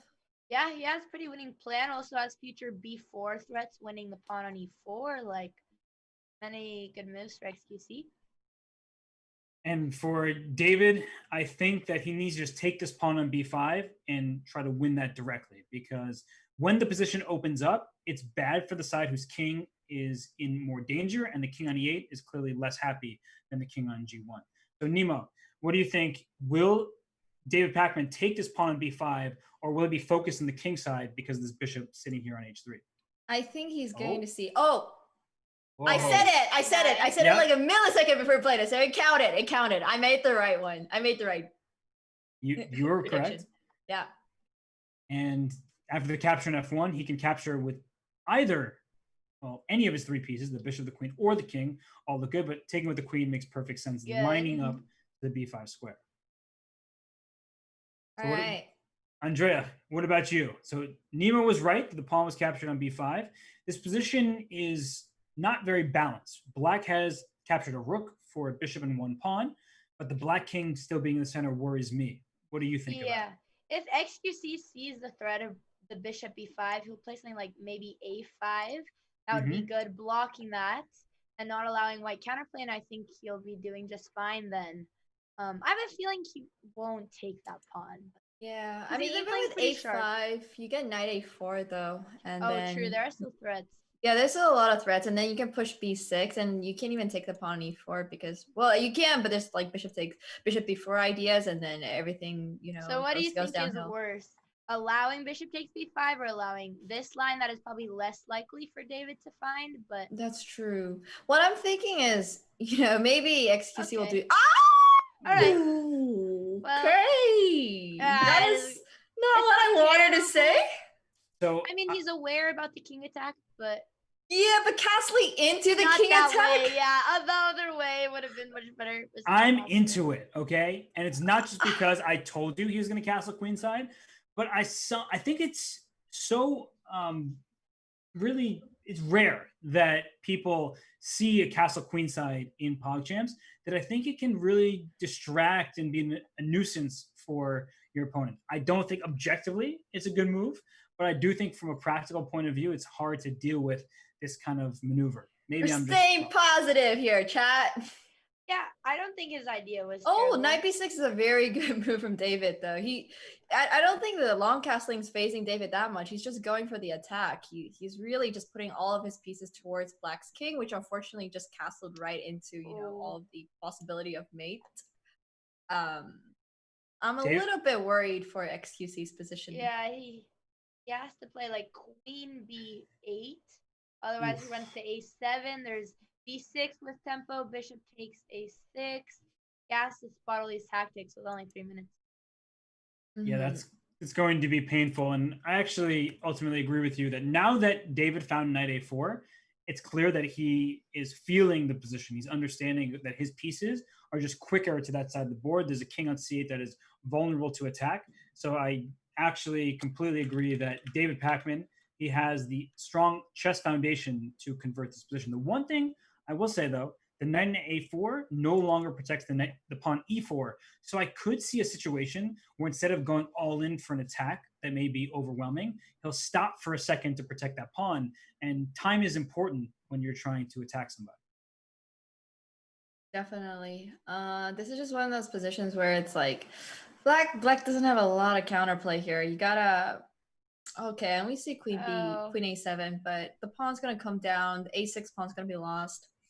Black's king is just on the wrong side, and not a lot of counterplay, which is very unfortunate for XQC. So do you think, Andrea, that he'll play b6 here or take on a6? Because I think b takes a6 is more likely. Really? I think Pacman will play b6. That's my bet. To me, it seems more natural, like seeing attacking the queen. But I also tend to neglect queens a lot, so I don't know. Takes after Alex. Yeah, maybe it's just because it's not my game. If I were in his shoes, it'd be different. Yeah, b6, Yeah, took an you're a6. right. Oh, maybe Robert just has a degree in psych. Yeah. I did graduate from PogU, okay? So that is true. Okay.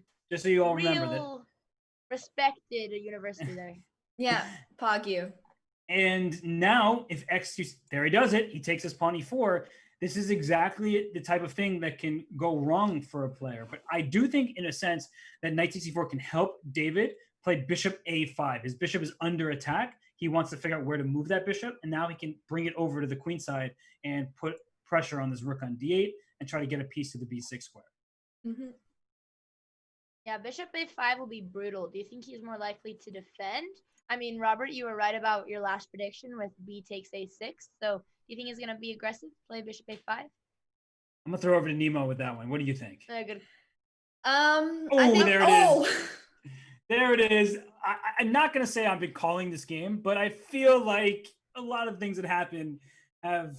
Is this bad for me? Like, should I stop commentating on PogChamps? Because I am predicting these moves. Spoil it all.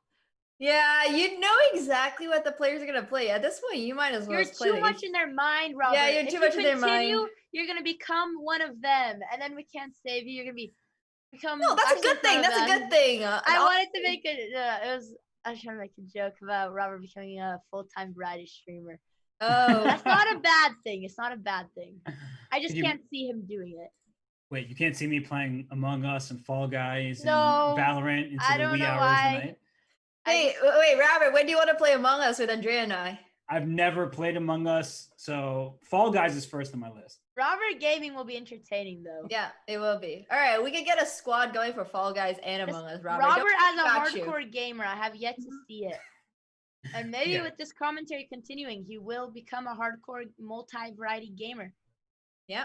Seems unlikely, but perhaps there's a world in which that happens. Knight b6 check by David Pacman. He's going to win this rook on d7.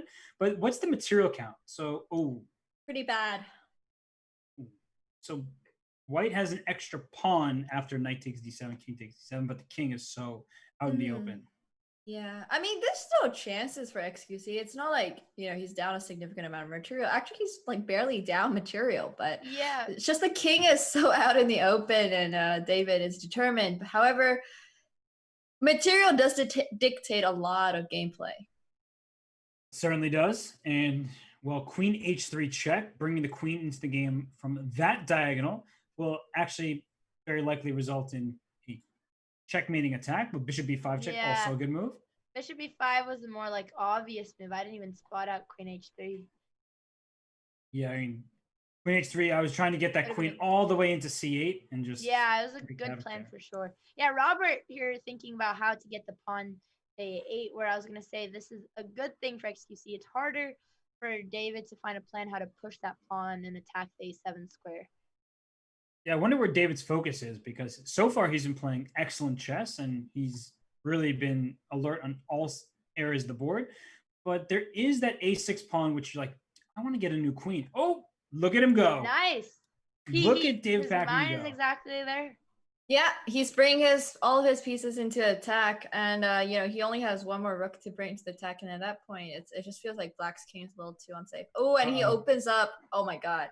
Wow. And that is all right, guys. Place your bets. Is he gonna see this? Yes. Yeah. Okay.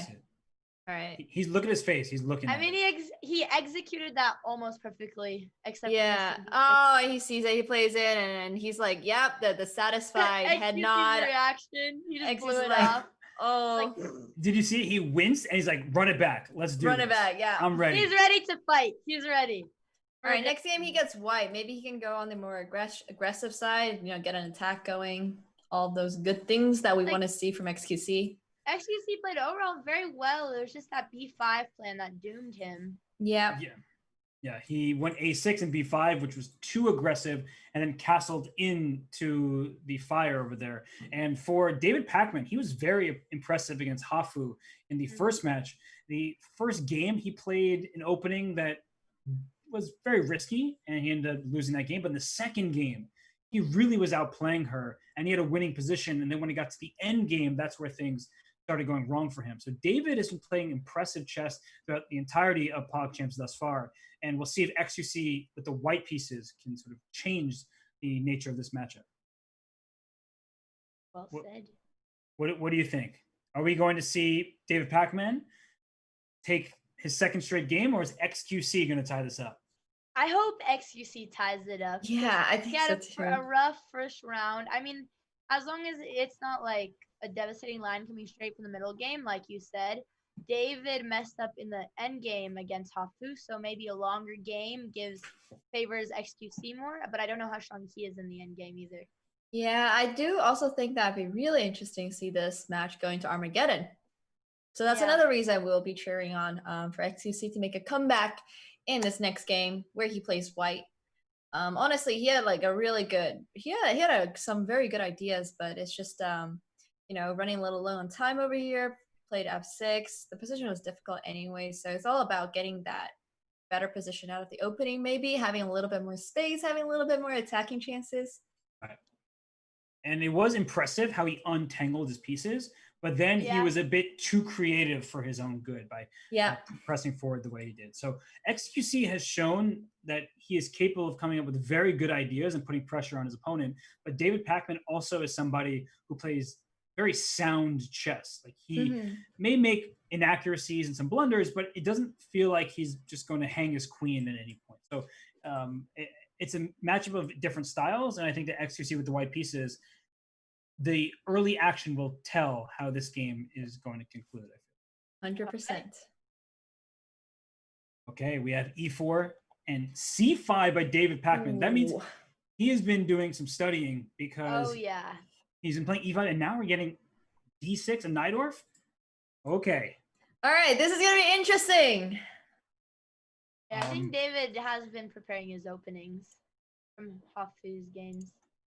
And so bishop c4, which is what I would say most players who are not so experienced to play this move, because they usually play it if black had played. Let me just change the position very quickly.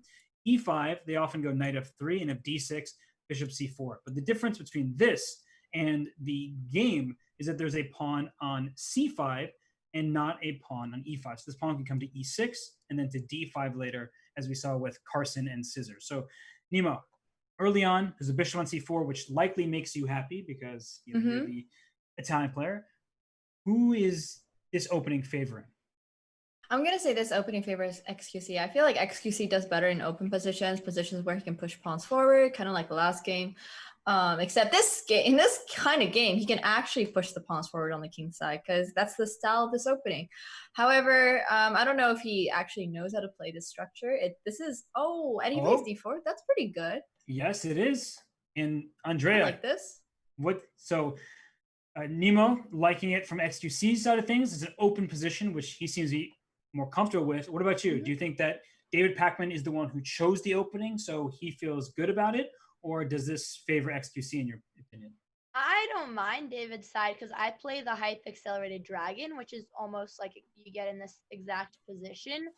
You trade the c5 pawn for d4 fianchetto. I think it's comfortable to play for black. So we don't know what you mean. So you frappuccino, right?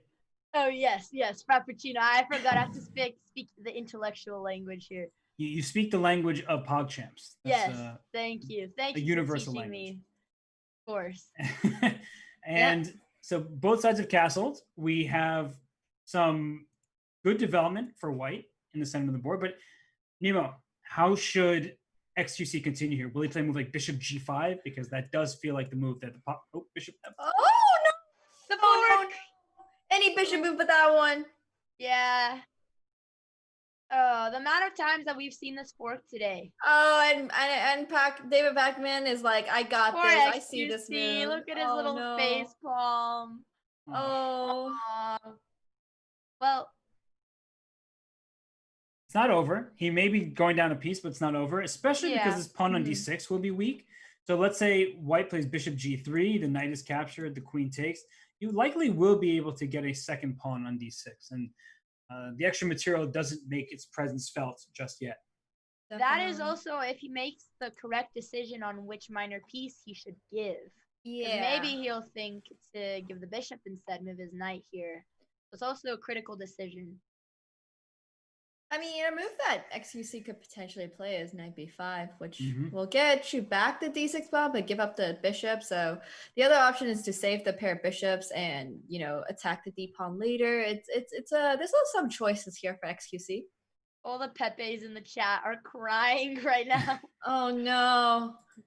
Well, choice is a bad thing at this point because you're losing a piece. So spending time in addition to that doesn't seem like it's going to help your chances. So if he can make the next few moves quickly, I do think that David will slow down a little as he's up material and he doesn't want a repeat of last week.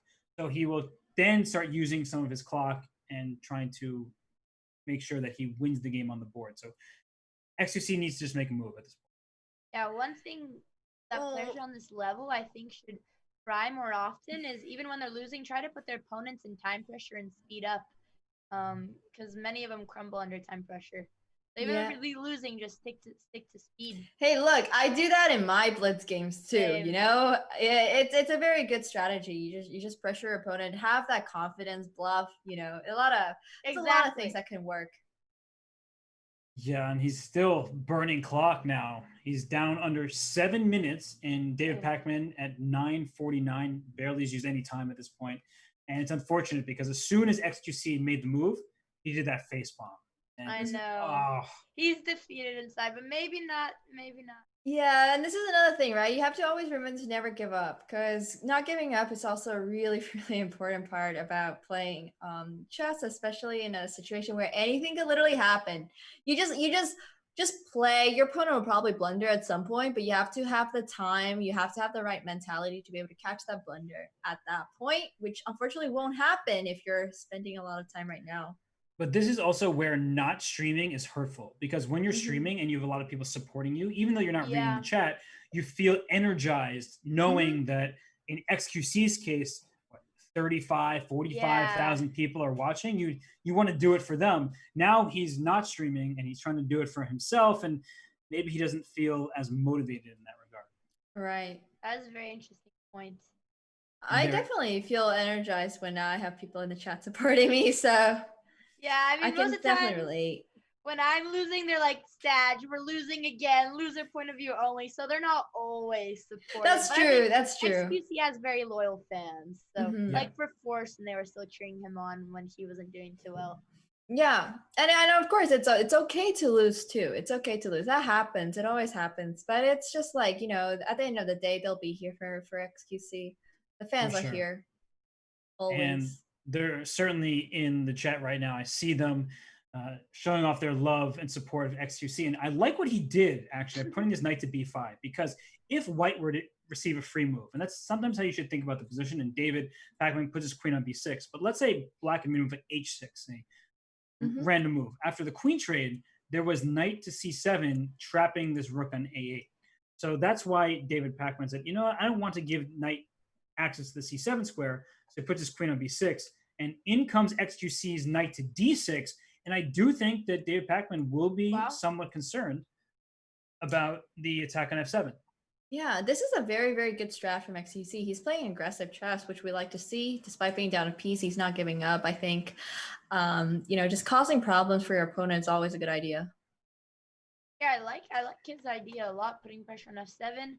David is pretty good at spotting the tactics out, as Robert said, with queen b6. So he probably won't move his rook anytime soon. And I think something that might be tempting to some people is queen takes b2, but you're taking your queen away from the defense. He did it. Wow, I was going to say I didn't think that David was going to do that. Oh, this could change the entire game. And ooh. XQC, yeah, he can bring this knight into b5, which threatens c7, threatens to replace the knight on d6 as you go after f7, and rook b1 will trap the queen down here. Oh.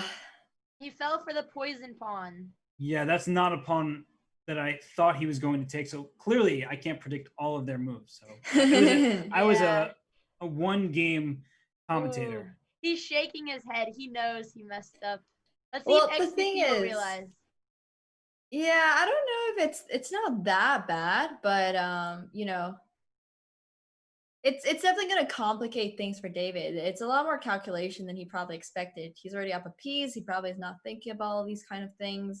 He's just like, this game must be pretty easy for me. So XQC definitely has a good chance at making this game complicated by playing knight to b5. Not an easy move to play, I must admit. He takes an f7, which is going straight for the king. And so there are some discovered checks, but you probably can just take it if you'd like on f7. Not to mention that this knight on c3 can be captured, because once you take on c3, the queen hits the bishop on c4. Mm-hmm. Yeah, I think that's the winning move for black here, because the eval bar dropped. That's a hard move to play, though, right? Because you're walking in to a discovered check. Yeah. If he continues with rook takes f7, then the same plan we were speaking about with knight b5 might still be possible. But maybe David will find the harder option. Well, rook f7 actually may be bad, but it's hard to see because queen d8 check forces bishop back, and then I could take your knight on f6 because everything is pinned. Yeah, there's a lot of tactics here. I mean, it's just that will David see that? He might. But it comes down to almost a 50% chance between you taking on c3 versus you taking on f7. And it's so difficult to walk into a check, right? By taking on c3, you're allowing a discovered check. But if David has been doing his tactics, if he feels like, let me just take a breath, it's just a check, it's not checkmate, then he will be able to take this knight on c3. But I feel like it's a really hard thing to do in a game like this. And he took on f7. Oh, and XQC, I think he sees it. He's like, Look at him. He's like, what? Look at is him. this?" Yeah, he's got this. I wish we could hear him right now. Yeah. Oh, no. It's the ice skater, right? It's just going right across the board. It's not a background checkmate. My goodness. Because the bishop can block, but he wants to Look bring at that him. queen up. He's getting ready. Yeah, he just shook his head. He's like shaking off his sleep. You know, he's waking up. Yeah, he's finally waking up. That head shake, that was it. Yeah, he's I think no longer. David. And David Pacman also sees it. The reactions are absolutely hilarious. Ooh. He's like, check. PogChamp. Exactly. You see the evaluation bar say checkmate in 5 moves. It's not so straightforward because it's not check, mate. But he found queen d8. So step 1 complete. After bishop f8, though, will he see that the rook is pinned and then he can win this knight and then the rook next? Or will he say, I'm going to take your bishop because that's hanging, which is still not a bad decision for white, right? You're taking a piece there and the rook is still pinned. But I wonder if he is going to see queen takes f6 next as the rook is pinned to the king. These are this is a very good position, very promising position for XQC, no matter what happens.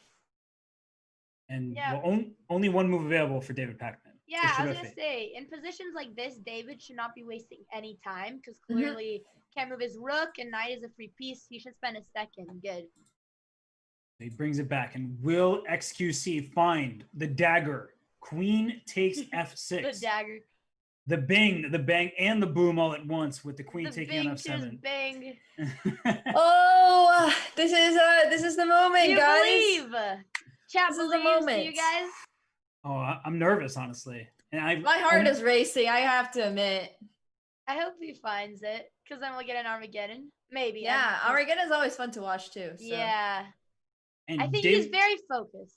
He is. David Pacman was baited into this. He won a piece, which was great, but then his king started feeling a little iffy, and that's what happens when you leave the queens on the board. He could have traded queens, but then he was worried earlier.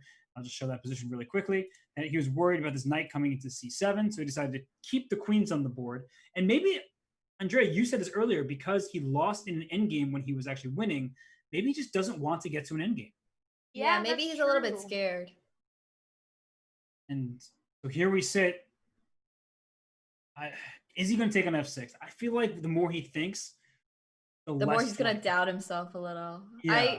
It's like in these guys. Oh, he takes the rook. Okay, it's still good. Still good, but he's still winning. He's going to take this bishop next. That bishop is under attack. Do you think he'll see it, or will try to save his knight instead? Well, thankfully for him, taking the bishop also defends the knight. But but XQC doesn't seem that thrilled. You see him shaking his head. Yeah.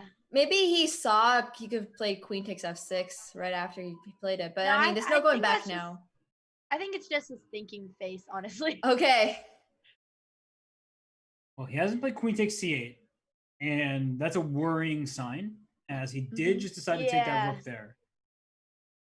That's what I was saying. I don't think... Oh, okay. Oh, the check? Wait. It's one square away, so close. Yeah, knight d7 is actually knight b7 is actually going to protect the bishop and block the check. Right, blocks the check. The rook protects the bishop. The bishop can also block on d7. And the reason why I will say this game is so far from over is there's a king on f7. So even if you block the first check, I don't think that David is happy about his king being out here. And David is a good player, right? We saw it in the matchup against Hafu. We're seeing it again today. Like, he's capable, even having his king out in the open, he's capable of stifling and stymieing his opponent's threats and then playing for a win himself. But what do you two think? Do you think that the weak king is going to pose him some serious problems? I feel like it is going to pose a little bit of problem, but I'm a little bit worried about XQC's time as well. And he plays knight b7, just defending the bishop and also developing the knight. Black is pretty well defended here. I don't know how much XQC can come after the black king here. Yeah, even with queen c4 check, there's always king g7 or something. Right. You just don't have enough pieces because black has 3 minor pieces for the rook that was lost. That's a ton of material. Yeah. So how to press forward here? Maybe f4 at some point, but f4 will allow queen to b6 check, getting those queens off the board, and that should make Black's king feel a lot better. Yeah, here he should be going for comfortable moves, especially with his time situation, like rook d1. Hopefully, the rook d1, you know, simple plan so that the bishop has to stay on c8 and develop the knight. I'm more and more worried about his time, though. Yeah, the time is yep clock. This is a yep clock moment, guys. Clock's ticking down. XQC needs to play some active chess, but it's a little bit hard finding a clear plan in a position where you're down material and you can't really attack his king anymore. He's not down that much, but okay, he goes for the one check, but king g7 will secure the king. Well, indeed. And then what will his follow-up be? Will he try to bring his knight to b5? He's shown that he likes the knight getting that square. Will he play rook to b1 to attack the queen? It's not super easy for Black to continue either, but with the 3 minor pieces. Of course, David Pacman's position is excellent. Yeah, rook b1 would be like the fastest thing for time saving because he could get another tempo after rook b3. But now there's also a huge weakness on e6, so his knight is pretty useful. You could knight maneuver like knight b5, knight c7. There's lots of ideas for him, even though he's down. Yeah. Okay.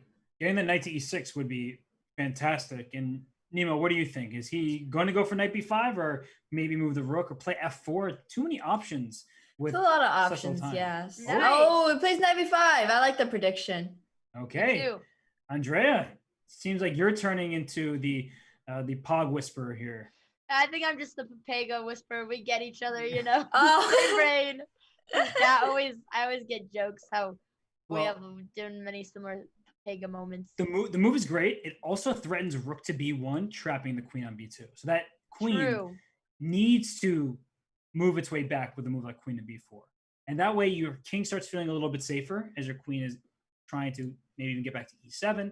But the queen is in danger of being trapped, which is not actually easy to see for either player. Yeah, I do think that David Pacman, even going by the basic principles of positions in which he's up material, he should play queen b4. It's almost his only move as well. So let's see if he plays it. I think considering earlier he didn't realize the danger of queen b2, I have a feeling he might not see rook b1. That is true too. That is very, very true. I honestly, it's like, yeah, if he sees queen before this game, it's gonna be very difficult for XQC to play. But if he doesn't see it, then XQC has every single chance to win this position. Well, let's go back to that thought about match 1, where we got to an end game, and that's when David didn't feel comfortable. So perhaps because of that, he will not want to trade queens. But we can ask him in the interview. I have no degree of certainty with respect to that notion, but it doesn't seem like he wants to trade queens. Yeah, that would definitely be his best bet. He might just be reluctant for any queen trade, which is holding him back a lot.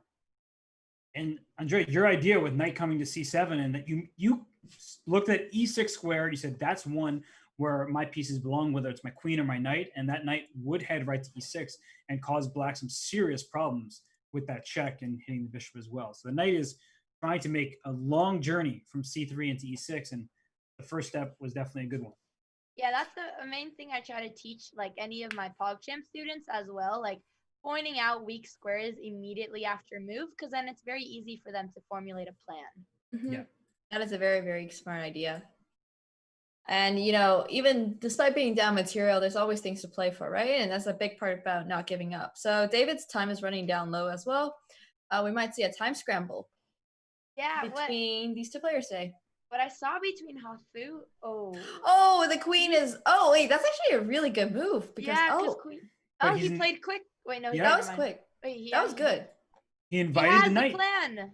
This is getting dangerous for the king, even though it saved the queen. Right? It was a trade-off. Now the queen has the a3 square to jump to eventually, but you first have to move the rook away, and then Andrea's plan is going to show up on the board.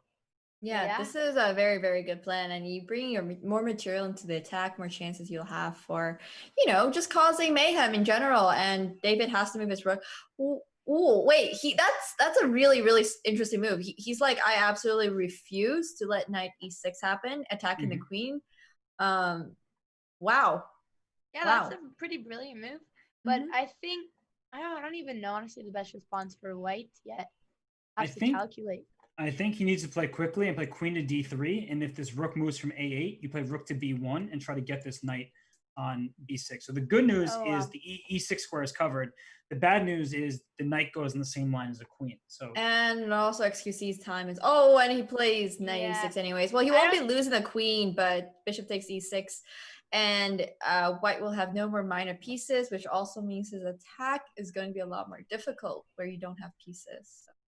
Yeah, with the queen d3 move, it's honestly a pretty good move, like what the plan Robert pointed out, but I don't think XQC wants to give up on his plan that he was so emotionally invested in, which is a common mistake that I also do a lot. Yeah, and here David can take this knight directly on e6, but he can actually move his king, and that's a very hard thing to do, is when you're in check and it looks like pieces are coming after you, to leave it on that square, especially considering the bishop, let's see, it hasn't moved yet, but he can... He does take it, but he could have moved his king first, and that way the knight would have been on a vulnerable square. So we have a trade, and rook b1 next is a very big threat, but look at David Pacman go. He attacks the queen on e6 first. David Pacman has been playing very solidly. Very, very solidly. Like, it's something else to see, you know, because most people in this PogChamp so far have been mostly involved with pushing pieces forward, not caring so much about what their opponent does. But David Pacman has this prophylactic kind of thinking going on, and it's really impressive because he's like, yeah, my opponent wants to play 96, I'm going to stop that.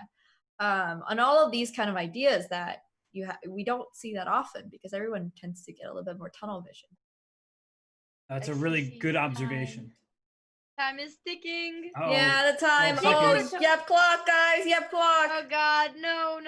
Okay. So rook b1, I understand the point, but will David Pacman see that he can actually... Will he finally trade queens? Will he take on b1 though? Because that's what he can do. As if queen takes b1, you take the queen, the black rook takes the white queen, and if you take here, then the black queen continues to be crazy and take rooks before finally taking the queen. So let's go back to the live board because in fact, rook e6, rook b2. So we are trading. Taking b7 though. Wow. And XQC takes that. All right, no hesitation there. I actually think the rooks are better than the minor pieces in this game. I do think so too. Just because I feel like XQC can utilize them a lot better than David Pacman will know how to use a bishop and knight, realistically speaking. It's just not something you get very often, I feel like, when you're newer to chess. So you're like trying to coordinate these two knights and a bishop, but the rooks, you know, they just want to line up. Yeah. Rook bros. Rook bros, exactly. So wait, rook d8? And that hits like the knights, it hits the bishop here. Things are getting awkward. Yeah. He plays it so fast. Wow, look at that. Tactical genius. Good XQC right here. That was a very good instinct. And now it is looking that the game is turning in XQC's favor. Not that he's better just yet, but we've seen that David Pacman, you know, he's been so solid throughout. Right now, it's getting uncomfortable with all of his minor pieces under threat by these rooks. Wow, look at that. Very impressive tactical gameplay from XQC. His time is running low, but, you know, the instincts are there from a pro gamer. And look at this. David Pacman about to even up the clock situation as he is going into 22, 21, and now 20 seconds. That is his main weakness. Oh, that's a knight that you can just take. Oh. So if XQC does it, look at that. Oh my gosh. So David can take on e4, the free pawn. He does it. Ooh. This is push f3 or... All right. Yep. The reason I don't love it is because bishop c5 check, but I think that David, without time, is just going to retreat his knight, and as he did. And good move. Hitting the pawn, putting some pressure on the knight, though the knight is protected. You just can't forget that certain pieces are defended. Now, what you guys were saying earlier about the rooks being easier, like, personally, I prefer the minor pieces, but at this level, just like these natural rook moves are so much easier to find. Yeah, you just have to put your rooks together and they'll be safe. But with minor pieces, you can lose them at any time. Right. And the knight on b7 in particular is an awkward piece. Bring this rook to d5 and you just can coordinate them so well. Rook e3 is also plenty good. Just do not fall victim to the ice skater, right? You need to make space for your king at some point. So XQC first needs to save his rook. He just did that. And eventually he needs to push some of his pawns in front of his king, preferably his g pawn. Yeah.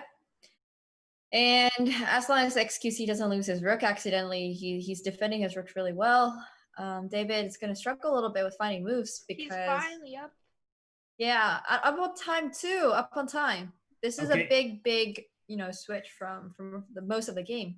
And look at him go with G4. Wow. Maybe he'll try to go H4 and create a checkmating net. Oh, that'd be beautiful. But I H4. think David's trying to defend with the rook H8, maybe. Oh, that's just so passive. There must be a checkmating plan. Rook to D5 as well. Yeah, H4 would be beautiful. Oh. Yeah, okay. He keeps hitting himself in the head. Yeah, I don't know what he's seeing, but he's definitely panicking. Oh, G5, Bishop G5. Okay, so now you no longer have H4, but I don't know about losing the F pawn though. Yeah, he doubled up his rooks, which is stacking the rooks, generally a good strategy, but not when it causes drops. But look, David Pacman had only 8.7 seconds when he made that move. And H3, XQC. Oh, okay, now, whoa. Rook okay, D1. so hitting the rook, right, but rook D1 is going to come back. Rook okay, defend. Or defending, that's good too. And now he could go F4, G5. Yeah, F4 would be a really good move here. F4, black has to play G5. Yeah. Yes! Wow, look at him go. Look at that. Knight D5 would be an X. There it is by David Pacman going right after the pawn. And look at Okay, he's going for the passed pawn instead. I like this. This is really good stuff from both sides. Very impressive how they're performing under time pressure. And now, so David wants to bring his knight to F4, it looks like. That's kind of the idea. But look at XQC. Bring his rook in. The A6 pawn can be captured if he wants it. Or rook to D1. Bring his next rook in. F6? Wait, that's a free pawn. There's the head smack came in. It's okay. But he's okay if he just takes an A6. Yeah, he lost. Okay, rook E7 check's also fine. He lost a very valuable pawn, but there's still many chances. He has another pass pawn. Maybe the pin is actually going to work in XQC's favor too, just because your pieces are kind of tied down. If rook E6 happens, you'll probably lose the A pawn. A lot of good chances here for white. Wasn't rook E6? Oh, there we go. Oh, never mind. Good move, rook A7. The knight can't move, and the rook's hanging. The rook's hanging on the F8. Happened. Oh my! He took it. Oh. XQC sees it and wins the rook. David, all right, this is looking like pressure again. This is looking like XQC's game now. Oh my We're gonna see Armageddon. XQC. Look at that. XQC did not crumble under time pressure. And so he needs to make sure he keeps his rooks defended. King G7, bring your rook to F5 or to F3. Just make sure you do not drop that rook. And he's going for the checkmate. Yep. But Bishop G3. Oh, Bishop G3. No, I got the rook back. Oh God, he's so mad. No. Okay. Oh, but it's okay. But it's okay. White still has really good practical winning chances in this position with the two pass pawns. Oh no. It's not over, guys. It's not over. Push the A pawn. Not over. Yeah. Push the A pawn. King up is okay too, but push that A pawn. I really wish we could have heard his raging moments. But Oh yes. my gosh. And King D3. He needs to make sure not to go King D5, because if he goes King D5, there'll be Knight B6. Do not go King D5. Because Knight B6 forks. I'm holding and there's still a very good chance. I mean, XQC technically is still winning in this position. He won't just fall because for another rook. No. Yeah, okay, he won't. Good move. Oh, he pushed his pawn. Beautiful. Okay, good move by XQC. And David, Knight B6. Good move by him. So you need to keep the rook on the A file so you don't drop your pass pawn. Oh God. There goes the other rook. Oh no. Aww. Oh no.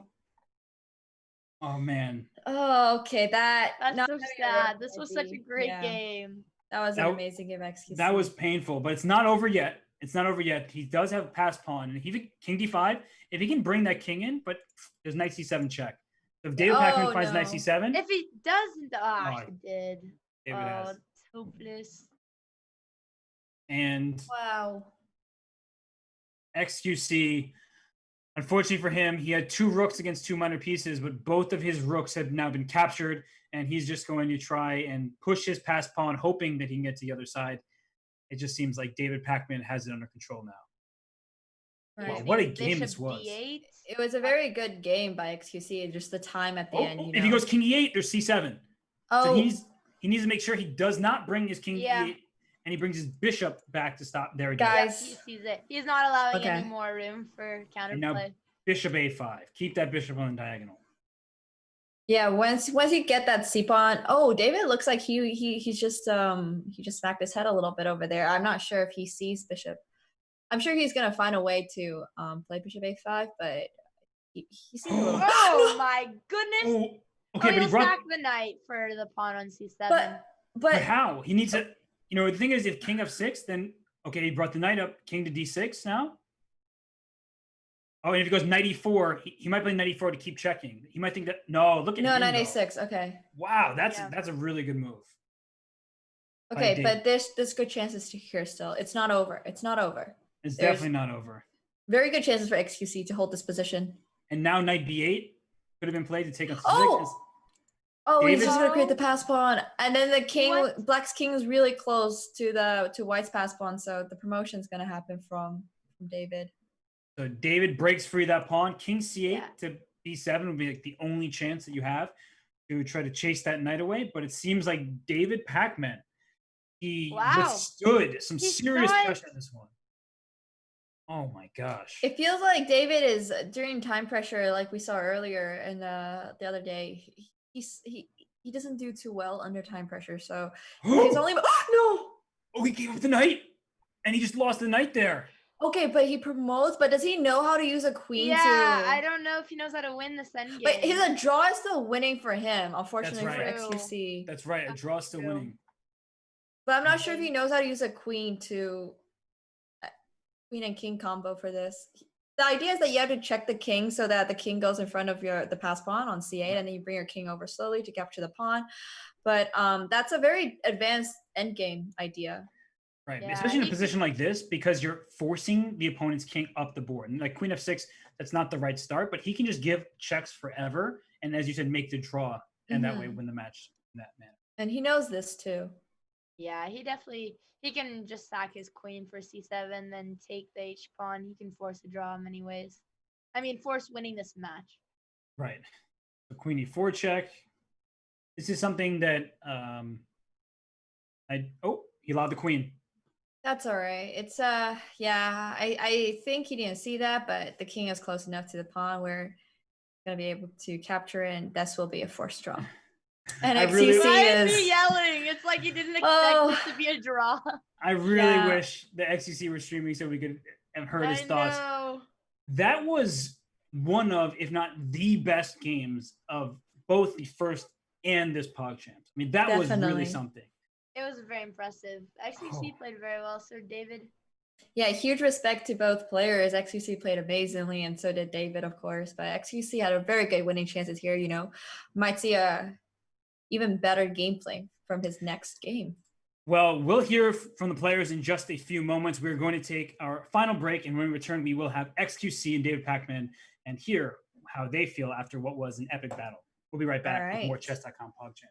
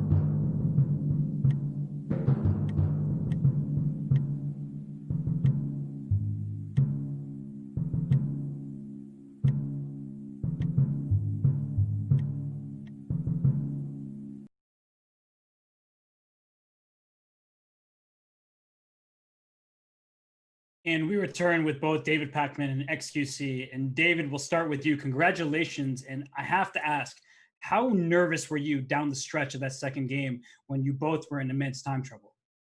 I was getting pretty nervous, yeah. And what I tried to remember was with increment last time in game 2, I just played the entire rest of the game as if I had 25 seconds left, even though I had built it back up to like 2 minutes. So I tried to remember that that was not the case this time.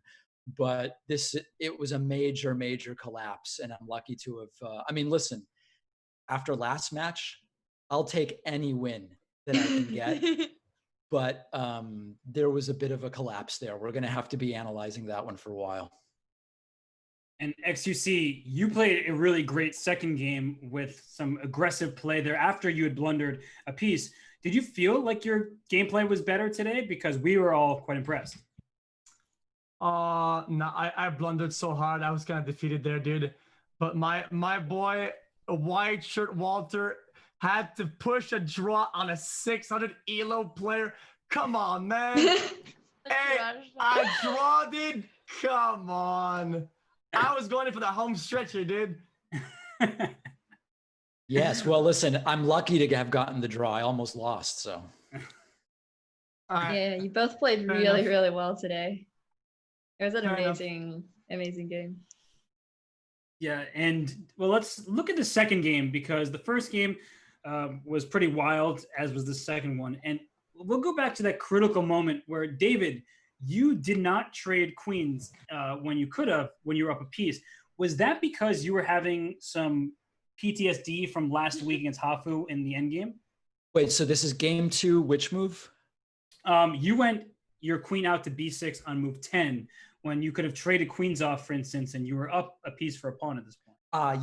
Yeah, I mean, I guess I just didn't see any particularly good reason to trade the queens, and then it would have brought, I just, obviously I'm terrible at this, so who knows why I would do anything, but I mean, don't be so hard on yourself. You're doing great. You're doing great. No need to be so hard on yourself. I couldn't justify trading the queens, so I figured that there was maybe some opportunity with the 2 knights and the bishop stacked up on the B and C files to maybe later get the queen there. And in fact, had I not collapsed later, I was looking at taking either the C pawn or the knight on C3, but I never got the time really because things fell apart.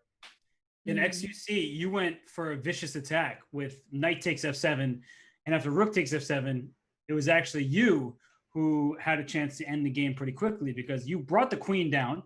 I was like, that's a good start. And after bishop F8, did you consider the move queen takes knight on F6? Listen, this is one of those things where like good chess players see like all scenarios and they see them through. Like if I think of a scenario and I see it through and there's another one that appears, it's like I forget what the other one was like and I can't like do a fusion. And I didn't remember that with that new line of thought that rook was pinned. Right. And I was like, okay, well, a rook will take queen. I had forgotten that I already thought that plan out. So I didn't know, like, I just forgot that rook was pinned. It's just bad. That was a very complex way of saying he just missed the pin, but I see. Yeah, we get it. We understand. Well, you're juggling variations, right? And David, I'm sure you can attest to this as well, that when you're dealing with so many different ideas that in one line you may remember a certain tactic, but in another you forget, right? Yes, forgetting is, I mean, I've forgotten way more than I've remembered in this game already. That's the crazy thing. And dude, with that queen trade middle, I was like, dude, take my queen, dude. Take it, man.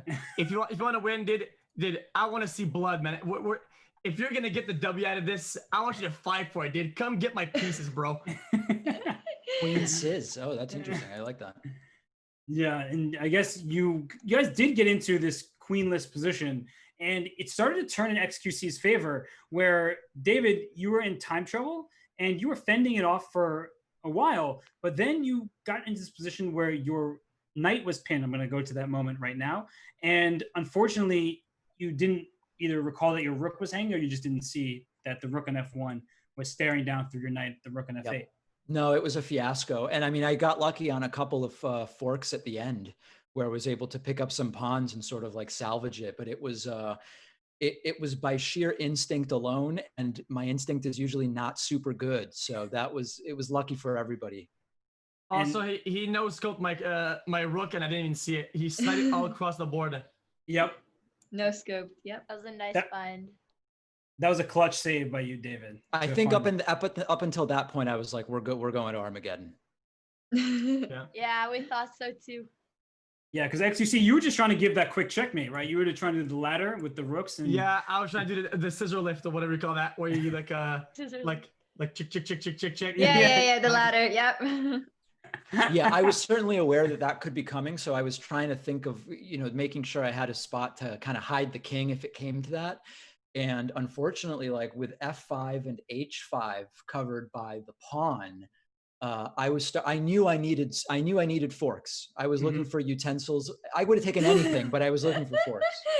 Well, you got one of them, and then XQC still had a good position, and unfortunately for him, he dropped the rook here on A8 when the knight came to B6. So now what's interesting is I'm looking at the evaluation bar. When I got this fork, it went more in his favor. Well, I wouldn't necessarily agree with that. It's kind of complicated. The position is still winning for white because of the passed pawn. And XQC started on the right foot, and he tried to push that pawn all the way through. But unfortunately for him, you were being all tricky with your knight. And knight, do you think that knight is the trickiest piece for you guys? Because I feel like that's been the theme in PogChamps. You know what? I feel like lately after doing a bunch of puzzles, I think knight is the only piece that I actually put thought in. Like, I agree. And I agree in that because I know that it's trickier. I feel like I also am thinking way more about like in 2 or 3 moves, where could the knight be? Yeah. And after this, I mean, once you lost the rook XQC, there went your winning chances, it felt, and David was able to secure the half point he needed. So what a crazy match it was. And Andrea, what thoughts do you have of that matchup? Any questions for either player? I had a question for XQC. Like, I thought this was one of his best games out of all PogChamps. And I know he took a day off, or I don't know how much of the day, which is very rare for him. Were you preparing a little bit before this, like doing any puzzles today, or did you go into it like last time? You just played Fall Guys before? I had this little rare tummy ache, so I was just chilling. I was just sleeping and napping. Well, you played very well, but okay, so you didn't prepare yourself for it, but it's okay because you still did great. That's all right. Am I out completely, or do I have a chance to redeem it? Well, we don't know because these other 2 players in your group will be playing not tomorrow, which is a rest day, but the day after. So we'll see how that shakes out. But I think that you still have a chance, and if not, you'll be in the consolation bracket, and we know that you can be a force in that. If cool. Okay, sure, makes sense. Yeah. Okay. And David, I have a question for you because throughout you've been very solid, and maybe in the first match, your first game, the opening was a little bit risky. It feels like you have a good foundation. So, what is your chess background like, and what have you been doing lately to work on your game? My background is really. About 18 months ago, I just started playing online. Up until that point, I was extremely solid on how the pieces move. So like, I would never think, a rook moves diagonally. Like I was super solid on that type of thing. But no, I mean, I've just been playing online for 18 months and then just, training for this, quite frankly. Cool. Well, you've been training well, it seems, and you have a very impressive foundation, as I've said, and it seems like you're a very solid player. Like you know how to minimize the risk for yourself most often, and then that causes problems for your opponent. So I've been impressed by that. Now, what was the riskiness of in the opening? Just the opening in general is a risky one? So I meant the first game against Hafu. Yeah. And against Hafu. Oh my God, that's what you call a gambit gone bad. I mean, listen. It's called a gambit for a reason, right? And I was on the wrong end of that one. Yeah, no, today was a different story. The game against Hafu was the one I was referring to, but it seems like you've shored that up. And Nemo, any final questions before we let these 2 players go? No, I just have to say both players played absolutely amazing today, and it's great to see XQC, play really, really well. And there's always a chance to, win the last game, whether it's win the entire consolation bracket or just win the last match. It's a lot of great chances here for both of you. Well, thank you. Well, thank you both. It was awesome. All Okay, right, thanks, thanks, guys. Ivy. Really appreciate it. All right, guys, have a good rest of your day. Goodbye. Bye. Take care. Bye. And that was David Pacman, XQC, joining us after what seriously was one of the best games in PogChamps history. We note that tomorrow, the 25th, you'll see there are no matches. It is a day off from PogChamps. There will be Speed Chess Championship Grand Prix action, but no PogChamps. We will return on the 26th with some fun matches between Hafu and Easy with Aces and Wagamama TV against Connor Eats Pants. Doesn't sound tasty, but it does sound like a tasty matchup. My 30-minute prodigy student. Well, are you going to work with any of these players tomorrow, Nemo? I might have another lesson with Connor. It is his birthday, so he was trying to get his round moved. I don't know if it did. Ooh. I know he's turning like 21, I think, on Wednesday. So It depends when we're gonna fit in a lesson for his birthday celebration. Yeah. Well, I mean, happy early birthday to your student from us, Andrea. Yeah, to Connor, happy birthday, happy early birthday. Yeah, I'll be working with Blade probably on the 26th, just hopefully a day before his next game. There's a lot of things that he can still work on, but he's doing amazing. He's leading Group C currently. So. And as we see in front of us, we now have the clear leader in Group A, that is GripX. He beat Forsen, and that means the matchup between Forsen and Scissors will be for the second qualifier to the championship bracket. In Group B, we saw David Pacman win his match. He is now tied with Easy with Aces and itshafu, who will play on Wednesday, and XQC will have a chance against itshafu in the final matchup in Group B. And as you see in Group C and Group D, early stages with only one match down. Nemo, I also wanted to congratulate you because you've had a recent important announcement, have you not? You've signed a little deal, haven't you? Yes. Well, here we are, COG Nemo, which is, I guess, the first chess / variety streamer with an org. So this is very exciting for me. Congratulations, Nemo. We're very proud. Thank you. Huge congrats to you and Andrea. Well, this was your first foray into commentating such a big event. How are you feeling after your first go? I have to say I wouldn't have wanted to done it with anyone else. So thank you so much, Robert and Nemo, for making it like a great experience, very comfortable for me. I'm definitely now going into commentary in the future, feel more prepared, and I know it's something that I want to do more often. So I really appreciate that. It was a lot of fun.